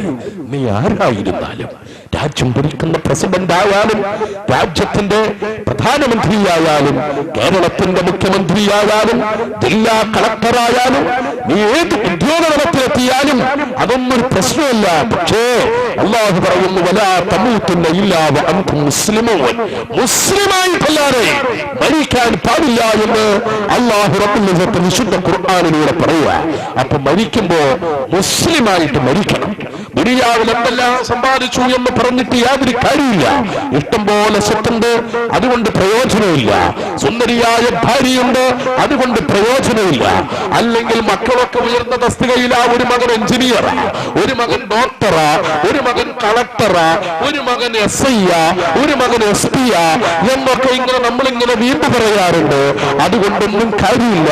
ആരായിരുന്നാലും ദുനിയാവിൽ ഇനി എന്തെല്ലാം ഉണ്ട് എന്ന് പറഞ്ഞാലും ഒരു സത്യവിശ്വാസിയെ സംബന്ധിച്ചിടത്തോളം അവന്റെ ദുനിയാവിലെ എന്തെല്ലാം നേടിയെന്ന് പറഞ്ഞാലും അവന്റെ ജീവിതത്തിന് അർത്ഥമുണ്ടാകണമെങ്കിൽ മരിക്കുമ്പോൾ കെളിമ ചൊല്ലി മരിക്കാനുള്ള ഭാഗ്യം കിട്ടണം, മുസ്ലിമായി മരിക്കാനുള്ള ഭാഗ്യം കിട്ടണം.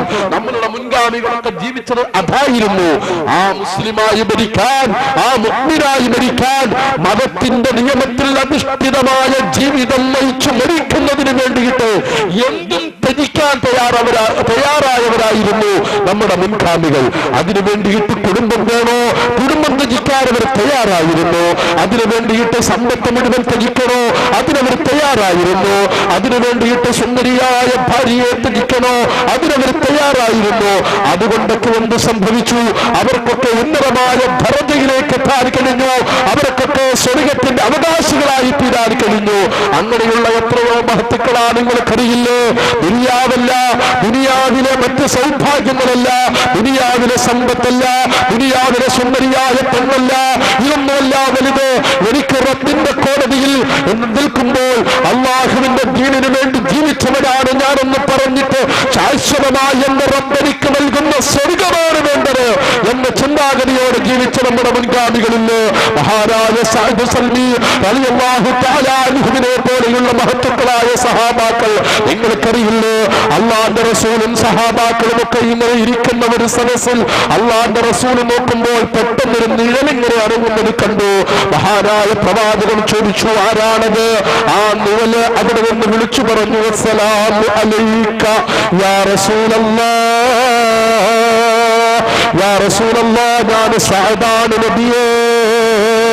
അല്ലാഹുവിന്റെ റസൂൽ പറഞ്ഞു, സഅദ് ഇങ്ങോട്ട് വരൂ മോനെ എന്ന് റസൂലുള്ള പറഞ്ഞപ്പോൾ സഅദ് പറഞ്ഞു, ഇല്ല നബിയേ, ഞാൻ അങ്ങോട്ട് വരില്ല. അവിടെ പ്രഗത്ഭന്മാരായ സഹാബാക്കളാണ് ഇരിക്കുന്നത്. ഉന്നത കുലജാതരിൽപ്പെട്ട ആളുകളാണ് അവിടെ ഇരിക്കുന്നത്. അത്രയ്ക്ക് പ്രഗത്ഭരായ ആളുകൾ ഇരിക്കുന്ന സദസ്സിലേക്ക് ഞാൻ കടന്നു വരില്ല എന്ന് പ്രവാചകനോട് പറഞ്ഞപ്പോൾ അല്ലാഹുവിന്റെ റസൂൽ പറഞ്ഞു, സഅദ് കടന്നു വരിക. അല്ലാഹുവിന്റെ റസൂൽ നിർബന്ധിച്ചു പറഞ്ഞപ്പോൾ മടിച്ചാണെങ്കിലും സഅദ് സൽമി റസൂലുള്ളാഹിന്റെ മുമ്പിലേക്ക് കടന്നു വരികയാ. പ്രവാചകന്റെ മുമ്പിൽ സഅദ് സൽമി വന്നു നിന്നപ്പോൾ അല്ലാഹുവിന്റെ റസൂൽ സഅദിന്റെ മുഖത്തേക്ക് നോക്കി. സഅദിന്റെ മുഖം കരഞ്ഞ മുഖമാണ്, മുഖചുണ്ടികൾ വിതുമ്പി നിൽക്കുകയാണ്. അല്ലാഹുവിന്റെ റസൂൽ ചോദിച്ചു, മോനെ സഅദ്, എന്താ നിന്റെ വിഷമം? എന്തോ പ്രശ്നം നിന്നെ അലട്ടുന്നുണ്ടല്ലോ, എന്ത് പ്രശ്നമാണെങ്കിലും എന്നോട് പറയുക എന്ന് പറഞ്ഞപ്പോൾ സഅദ് സൽമി അല്ലാഹുവിന്റെ റസൂലിനോട് പറയുന്നു, നബിയേ, എന്റെ രൂപം കണ്ടില്ലേ, ഞാൻ കറുത്തവനായി പോയില്ലേ, ഞാൻ നീഗ്രോവായി പോയില്ലേ, ആളുകൾ കണ്ടാൽ എന്റെ മുഖത്തേക്ക് കാർക്കിച്ചു തുപ്പുന്നു നബിയേ, ആര് കണ്ടാലും ഇഷ്ടപ്പെടാത്ത രൂപമാണ് നബിയേ എന്റേത്. എനിക്കൊരു വിവാഹം കഴിക്കണമെന്ന് ആഗ്രഹമുണ്ട്. ഞാൻ നാളുകളായി ഒരു പെണ്ണിനെ അന്വേഷിച്ചു നടക്കുന്നു. വിവാഹാലോചനയുമായി ഞാൻ ഒരു വീടിന്റെ മുമ്പിൽ ചെല്ലുമ്പോൾ ആ വീടിന്റെ മുമ്പിൽ നിന്നെ ആട്ടി ഓടിക്കുന്നു നബിയേ. എന്നെ പോലെ കറുത്തവനായ, കാണാനടകില്ലാത്ത നീഗ്രോവായ എനിക്ക് പെണ്ണ് തരാൻ ഒരാൾ പോലും തയ്യാറാകുന്നില്ല. എല്ലാവരും എന്നെ ആട്ടി ഓടിക്കുകയാണ് നബിയേ. നീഗ്രോവായവന്റെ കുറ്റമാണ്, കറുത്തുപോയവന്റെ കുറ്റമാണ്, കാണാൻ ചന്തമില്ലാത്തവന്റെ കുറ്റമാണ്. അതുകൊണ്ട് യാ റസൂലല്ലാഹ്, ഞാൻ വിഷമത്തിലാ ഹബീബേ. അല്ലാഹുവിന്റെ റസൂലിനോട് സഅദ് പറയാ, കറുത്തിരിക്കുന്ന നീഗ്രോവായ, കാണാൻ ചന്തമില്ലാത്ത സഅദ് സൽമി പറയുന്ന നബിയെ, ഞാൻ നീഗ്രോവായി പോയതിന്റെ പേരിൽ ഞാൻ പെണ്ണ് ചോദിച്ച് ആരുടെ വീട്ടിൽ ചെന്നാലും അവരെന്നെ ആട്ടിപ്പായിക്കുകയാണ്. അവരുടെ മകളെ കല്യാണം കഴിച്ചു തരാൻ അവർ തയ്യാറല്ല. വീടിന്റെ വാതിൽക്ക് പോലും കാലുകുത്താൻ അവർ സമ്മതിക്കുന്നില്ല. അള്ളാന്റെ റസൂലിനോട് പറഞ്ഞപ്പോൾ പ്രവാചകൻ പറഞ്ഞു, സഅദേ, നീ വിഷമിക്കണ്ട, നീ കരയണ്ട, നിനക്കൊരു കല്യാണം കഴിക്കണം, അത്രയല്ലേ ഉള്ളൂ പ്രശ്നം, പരിഹാരം ഞാൻ ഉണ്ടാക്കി തരാം. അള്ളാന്റെ റസൂൽ ഒരു കത്തെഴുതിയിട്ട് ആ കത്ത് സഅദ് സൽമിയുടെ കയ്യിലേക്ക് കൊടുത്തു. എന്നിട്ട് സഅദിനോട് പറഞ്ഞു, ഈ കത്ത് കൊണ്ടുപോകുക. ഈ കത്ത് കൊണ്ടുപോയിട്ട് അംറു ബിൻ വഹബ് എന്ന് പറയുന്ന ആളുടെ അരികിൽ ചെന്നിട്ട് ഈ കത്ത് കൊടുക്കുക. എന്നിട്ട് അയാളുടെ മകളെ തനിക്ക് കല്യാണം കഴിച്ചു തരാൻ പറയാ, ഞാൻ പറഞ്ഞു എന്ന് പറയാ എന്ന് പറഞ്ഞ് അള്ളാന്റെ റസൂൽ ഈ കത്ത് കൊടുക്കുക. സഅദ് സൽമി റളിയല്ലാഹു തആല അൻഹു ഈ കത്തുമായിട്ട് അംറു ബിൻ വഹബിന്റെ നാട്ടിൽ ചെന്നു. ഇന്ന് അംറു ബിൻ വഹബിന്റെ നാട്ടിൽ ചെന്നു. അദ്ദേഹത്തിന്റെ വീടന്വേഷിച്ചു. വീടിന്റെ അരികിൽ ചെന്നപ്പോൾ സഅദ് സൽമി അമ്പരന്നു പോയി. വീടല്ല, കൊട്ടാരമാണ്. വലിയ രാജകൊട്ടാരത്തെ സ്മരിക്കുന്ന രീതിയിലുള്ള വലിയ ഒരു കൊട്ടാരം പോലുള്ള വീട്. ആ വീടിന്റെ മുമ്പിൽ ചെന്ന് സഅദ് ചിന്തിച്ചു, റസൂലുള്ളാഹിയും തന്നെ കളിയാക്കാൻ പറഞ്ഞു വിട്ടതാണോ? ഇത്രയും വലിയ വീട്ടിൽ താമസിക്കുന്ന ആൾ അയാളുടെ മകളെ എനിക്ക് കല്യാണം കഴിച്ചു തരുമെന്നൊക്കെ ചോദിച്ചാൽ തരുമോ? സഅദ് സൽമി ഇങ്ങനെ വിഷമിച്ച് നിന്നിട്ട് ആ സഅദ് സൽമി വീട്ടിൽ ചെന്നു. അലാറാം അറിയിച്ചു. ആ സഅദ് സൽമി എത്തിയിട്ടുണ്ട് എന്ന് വീടിന്റെ അകത്ത് അറിയിച്ചു. ഉടൻ തന്നെ പരിചാരകൻ വന്നു, വാതിൽ തുറന്നു. നോക്കുമ്പോ കറുത്ത് നീഗ്രോവായ ഒരു മനുഷ്യൻ നിൽക്കുക. പരിചാരകൻ ചോദിച്ചു, എന്താ? എനിക്ക് ഇവിടെ അംറു ബിൻ വഹബിനെ ഒന്ന് കാണണം. പരിചാരകൻ പോയി. കുറച്ചു സമയം വന്നപ്പോൾ ഒരു ധനാഢ്യനായ മനുഷ്യൻ അംറു ബിൻ വഹബ് വന്ന് വാതിൽ തുറന്നു. എന്തു വേണം? ഈ നീഗ്രോവായ മനുഷ്യനെ കണ്ടപ്പോ അംറു ബിൻ വഹബിനെ അത്ര ഇഷ്ടപ്പെട്ടില്ല. ചോദിച്ചു, എന്തു വേണം? സഅദ് സൽമി പറഞ്ഞു, ഞാൻ അള്ളാന്റെ റസൂൽ പറഞ്ഞു വിട്ടിട്ട് വന്നതാ. ഇത് കേട്ടപ്പോ അംറു ബിൻ വഹബിന്റെ ആ ഗർവ്വയ്ക്ക് അങ്ങ് കുറഞ്ഞു. ആ റസൂലല്ല പറഞ്ഞു വിട്ടിട്ട് വന്നതാണ്, എന്താ കാര്യം? ഒരു കത്ത് തന്നിട്ടുണ്ട്. അംറു ബിൻ വഹബ് വളരെ വിനയത്തോടുകൂടെ കത്ത് വാങ്ങിയിട്ട് കത്ത് പൊട്ടിച്ചു. കത്ത് പൊട്ടിച്ചിട്ട് അംറു ബിൻ വഹബ് വായിക്കുകയാ. കത്തിൽ എഴുതിയിരിക്കുന്ന എന്താ? അംറു ബിൻ വഹബേ, ഈ വന്ന സഅദ് സൽമി ഞാൻ പറഞ്ഞു വിട്ടിട്ട് വരുന്ന ആളാ. താങ്കളുടെ മകളെ അദ്ദേഹത്തിന് വിവാഹം ചെയ്തു കൊടുക്കണം. ഇതാ കത്തില്. ഇത് വായിച്ച ഉടനെ അംറു ബിൻ വഹബ് ഇങ്ങനെയൊന്ന് നോക്കി നീഗ്രോവായ സഅദിന്റെ മുഖത്തേക്ക്. എന്നിട്ട് ആ കത്ത് വലിച്ചു കീറി ദൂരെ എറിഞ്ഞു. എന്നിട്ട് പറഞ്ഞു, എന്റെ വീടിന്റെ മുറ്റത്ത് നിന്ന് പൊയ്ക്കോളണം.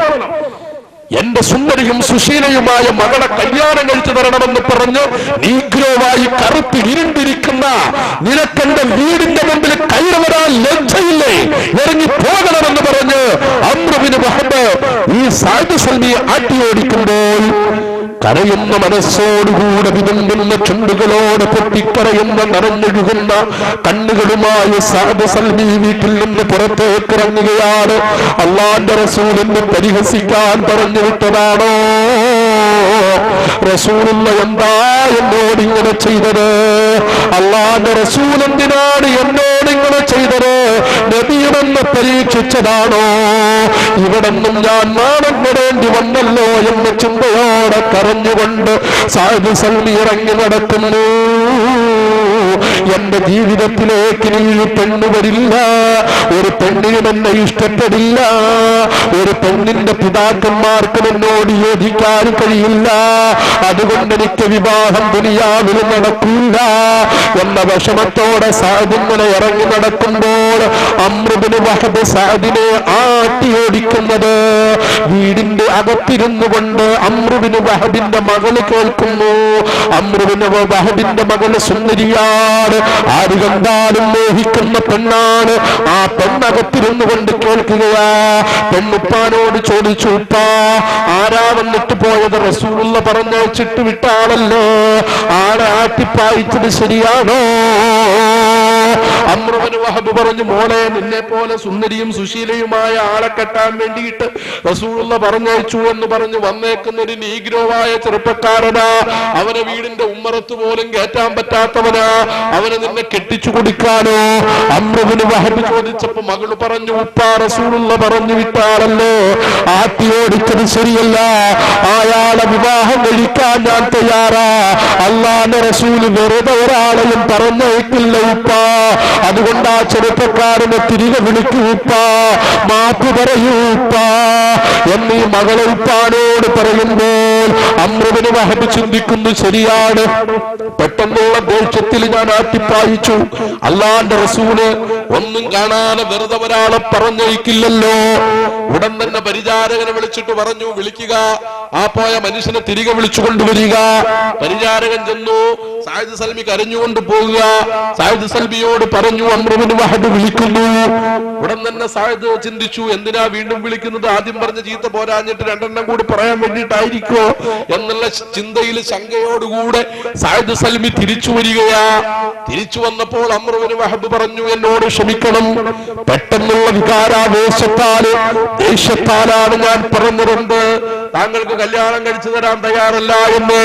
എന്റെ സുന്ദരിയായ സൗന്ദര്യവതിയായ മകള് താങ്കൾക്ക് വിവാഹം കഴിച്ചു തരാൻ ഞാൻ തയ്യാറാണ്, റസൂലുള്ളാഹിനെ അറിയിച്ചേക്കൂ.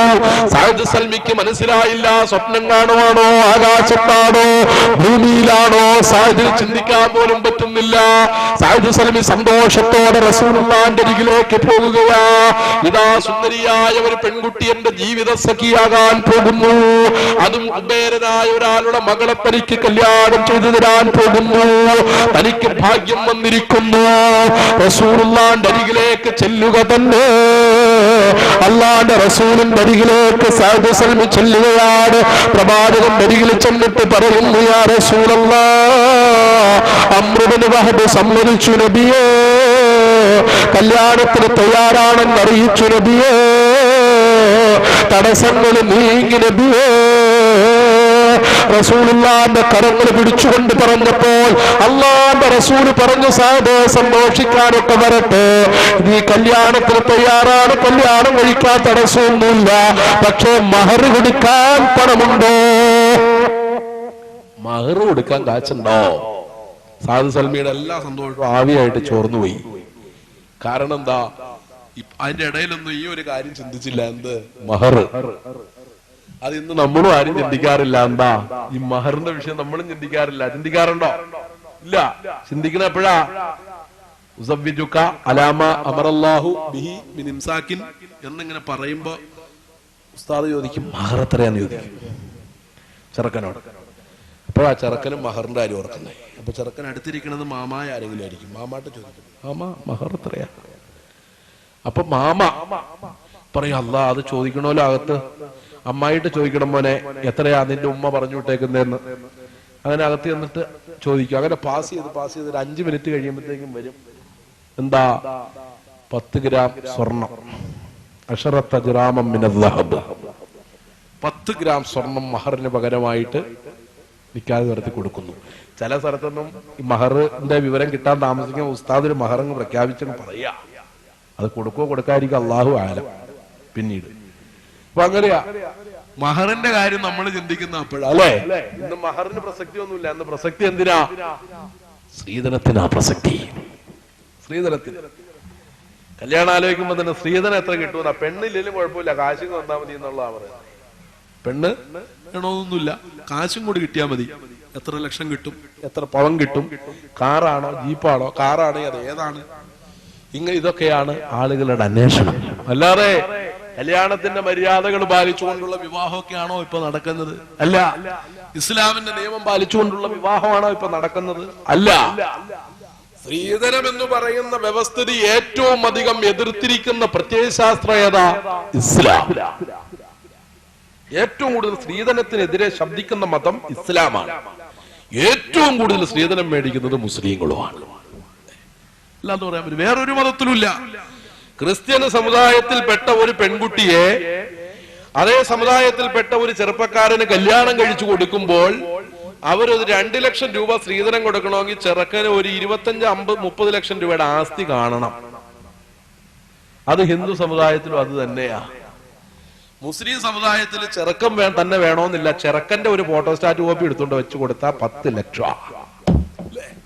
ചെറുക്കം പോലും വേണമെന്നില്ല. ജീവനോട് ഹയാത്തില് ലോകത്ത് എവിടെ ഉണ്ടെന്നൊന്ന് പറഞ്ഞാൽ മതി. വില്ലേജ് ഓഫീസില് ഈ സർട്ടിഫിക്കറ്റിന് കൊണ്ട് ചെല്ലുമ്പോലെ ഒന്ന് പറഞ്ഞാൽ മതി. സ്ത്രീധനം ഇത്ര കണ്ട് സ്ത്രീധനം മേടിക്കുന്ന ഒരു പ്രത്യയശാസ്ത്രം, ഇത്ര സ്ത്രീധനത്തെ എതിർക്കുന്ന പ്രത്യയശാസ്ത്രത്തിന്റെ വക്താക്കളാണ് ഏറ്റവും അധികം സ്ത്രീധനം വാങ്ങിക്കുന്നത്. അള്ളാഹുവിന്റെ പ്രവാചകൻ മുഹമ്മദ് മുസ്തഫ സല്ലല്ലാഹു അലൈഹി വസല്ലമ തങ്ങൾ എന്താ പറഞ്ഞത്? തുൻകഹുൽ മർഅതു ലിഅർബഇൻ ലിമാലിഹാ വലിജമാലിഹാ വലിഹസബിഹാ വലിദീനിഹാ ഫലഫർ ബിദാത്തിദ്ദീൻ തരിബത് യദാക് ഷഫീഉനാ റസൂലുള്ളാഹി. മഹാനായ പ്രവാചകൻ പറഞ്ഞെന്താ? ആളുകൾ കല്യാണം കഴിക്കുന്നത് ഇതിനു വേണ്ടിയാ. തുൻകഹുൽ മർഅതു ലിഅർബഇൻ 4 കാര്യങ്ങൾക്ക് വേണ്ടിയിട്ട് ആളുകൾ നിക്കാഹ് നടത്തുന്നത്. 4 കാര്യങ്ങൾക്ക് വേണ്ടിയിട്ട്. ഏതാ? ഒന്ന് ലിമാലിഹ, പണത്തിന് വേണ്ടിയിട്ട്, സമ്പത്തിന് വേണ്ടിയിട്ട് നിക്കാഹ് കഴിക്കുന്നവരുണ്ട് അല്ലെ? പണം ആഗ്രഹിച്ചുകൊണ്ട് ചില കടമൊക്കെ വരുമ്പോ എന്നാ പരിഹാരം, ചെറുക്കനെ പിടിച്ച് പെണ്ണ് കെട്ടിക്കാം എന്ന് പറഞ്ഞുകൊണ്ട് അല്ലെ, ചെറുക്കനെ പിടിച്ച് പെണ്ണ് കെട്ടിച്ചുകൊണ്ട് ആ ബാധ്യത തീർക്കാം എന്ന് തീരുമാനിച്ച് അങ്ങനെ പണത്തിന് വേണ്ടി കല്യാണം നടത്തുന്ന ആൾക്കാരുണ്ട്. ലിമാലിഹ വലി ഹസ്ബിഹ, തറവാടിത്തം നോക്കിയിട്ട്. ചില ആൾക്കാർ കല്യാണം കഴിക്കുമ്പോൾ തറവാട് എങ്ങനെയുള്ള തറവാടായിരുന്നു, ആനയുള്ള തറവാടാണോ, അതുപോലെ വലിയ വലിയ കപ്പലൊക്കെ ഉണ്ടായിരുന്ന തറവാടാണോ, അടുത്ത വാപ്പാക്ക് കൊമ്പുണ്ടായിരുന്നോ, ഉമ്മാക്ക് മീശ ഉണ്ടായിരുന്നോ എന്നൊക്കെ നോക്കിയിട്ട് ആലോചിച്ച് എല്ലാം ബോധ്യപ്പെടുത്തിയിട്ട് എന്ത് ചെയ്യുള്ളൂ? കല്യാണം നടത്തുള്ളൂ. അപ്പൊ തറവാട് നോക്കും അല്ലേ? തറവാട് നോക്കിയിട്ടാണ് ചില ആളുകൾ കല്യാണം നടത്തുന്നത്. ചില ആളുകൾ വലിയ ജമാലിഹ, പെണ്ണിന്റെ സൗന്ദര്യം മാത്രം, പെണ്ണിന്റെ പ്രത്യക്ഷ സൗന്ദര്യം മാത്രം, ഇത് മാത്രം നോക്കിയിട്ട് കല്യാണം നടത്തുന്നവരുണ്ട്. പെണ്ണിന് സൗന്ദര്യം ഉണ്ടായിരുന്നാൽ മതി, വേറെ ഒരു പ്രശ്നമില്ല. ചെറുക്കന് ഇഷ്ടപ്പെടണം, ചെറുക്കന്റെ കൂടെ പോയി കൂട്ടുകാർക്ക് മുഴുവൻ ഇഷ്ടപ്പെടണം, ഇത്രേ പ്രശ്നമുള്ളൂ. അങ്ങനെ ഇഷ്ടപ്പെട്ടു കഴിഞ്ഞാൽ അത് ഓക്കെ. ചില ആളുകൾ മാത്രം എന്താ വലിയ ദീനിഹ, ദീൻ നോക്കിയിട്ട് കല്യാണം കഴിക്കും.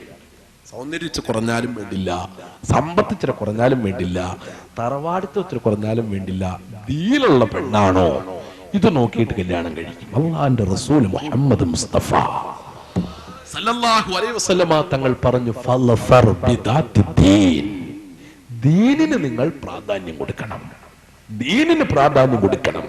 സമ്പത്ത് ഇച്ചിരി കുറഞ്ഞാലും പ്രശ്നമില്ല, പണം അല്പം കുറഞ്ഞാലും പ്രശ്നമില്ല, തറവാട് കുറഞ്ഞാലും പ്രശ്നമില്ല, പെണ്ണിന്റെ സൗന്ദര്യം ഇച്ചിരി കുറഞ്ഞോട്ടെ അതും കുഴപ്പമില്ല. പക്ഷേ പെണ്ണിന് ദീൻ വേണം, അത് മസ്റ്റ്, അത് നിർബന്ധമാണ്. പക്ഷേ ഇന്ന് കല്യാണം കഴിക്കാൻ പോകുന്നവരൊന്നും ആ ഒരു സാധ്യതയെ പറ്റി ചിന്തിക്കുന്നു പോലുമില്ല, ചോദിക്കുന്നു പോലുമില്ല. പെണ്ണ് കാണാൻ വേണ്ടി ചെല്ലുമ്പോൾ ചോദിക്കും, എന്താ പേര്?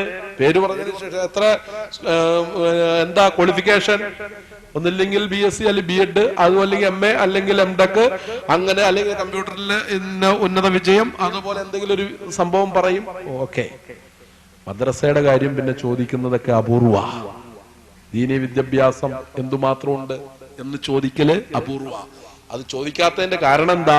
കല്യാണം കഴിക്കാൻ പോകാൻ മദ്രസയുടെ പടിവാതിൽ കണ്ടിട്ടില്ല, 2ാം ക്ലാസ്സിൽ പഠിച്ചുകൊണ്ടിരുന്നപ്പോ ഉസ്താദ് അടിച്ചു എന്ന് പറഞ്ഞ് ചൂരലും വലിച്ചു വാടി എറിഞ്ഞിട്ട് മദ്രസയിൽ നിന്ന് ഇറങ്ങിയതാ. പിന്നെ അങ്ങനെയുള്ള ആളെങ്ങനെയാ കെട്ടാൻ പോകുന്ന പെണ്ണിനോട് മദ്രസയിൽ എന്തോരം പോയി എന്നെങ്ങനെ ചോദിക്കാൻ പറ്റും? ചോദിക്കാൻ പറ്റുമോ? ചോദിക്കാൻ പറ്റൂല. ആരൊക്കെയോ ഇടയ്ക്കൊക്കെ ഇരുന്ന് ചിരിക്കുന്നുണ്ട്. കാരണം ആരൊക്കെയോ അങ്ങനെ ചൂരൽ വാങ്ങി വലിച്ചെറിഞ്ഞിട്ട് ഓടിയോ കൂട്ടത്തില് ഉണ്ട് എന്നാണ് എനിക്ക് തോന്നുന്നത്. അപ്പൊ അങ്ങനെ ചോദിക്കാൻ പറ്റൂല. ദീനീ വിദ്യാഭ്യാസം ഉള്ള പെണ്ണാണോ എന്ന് ചോദിക്കാൻ പറ്റൂല.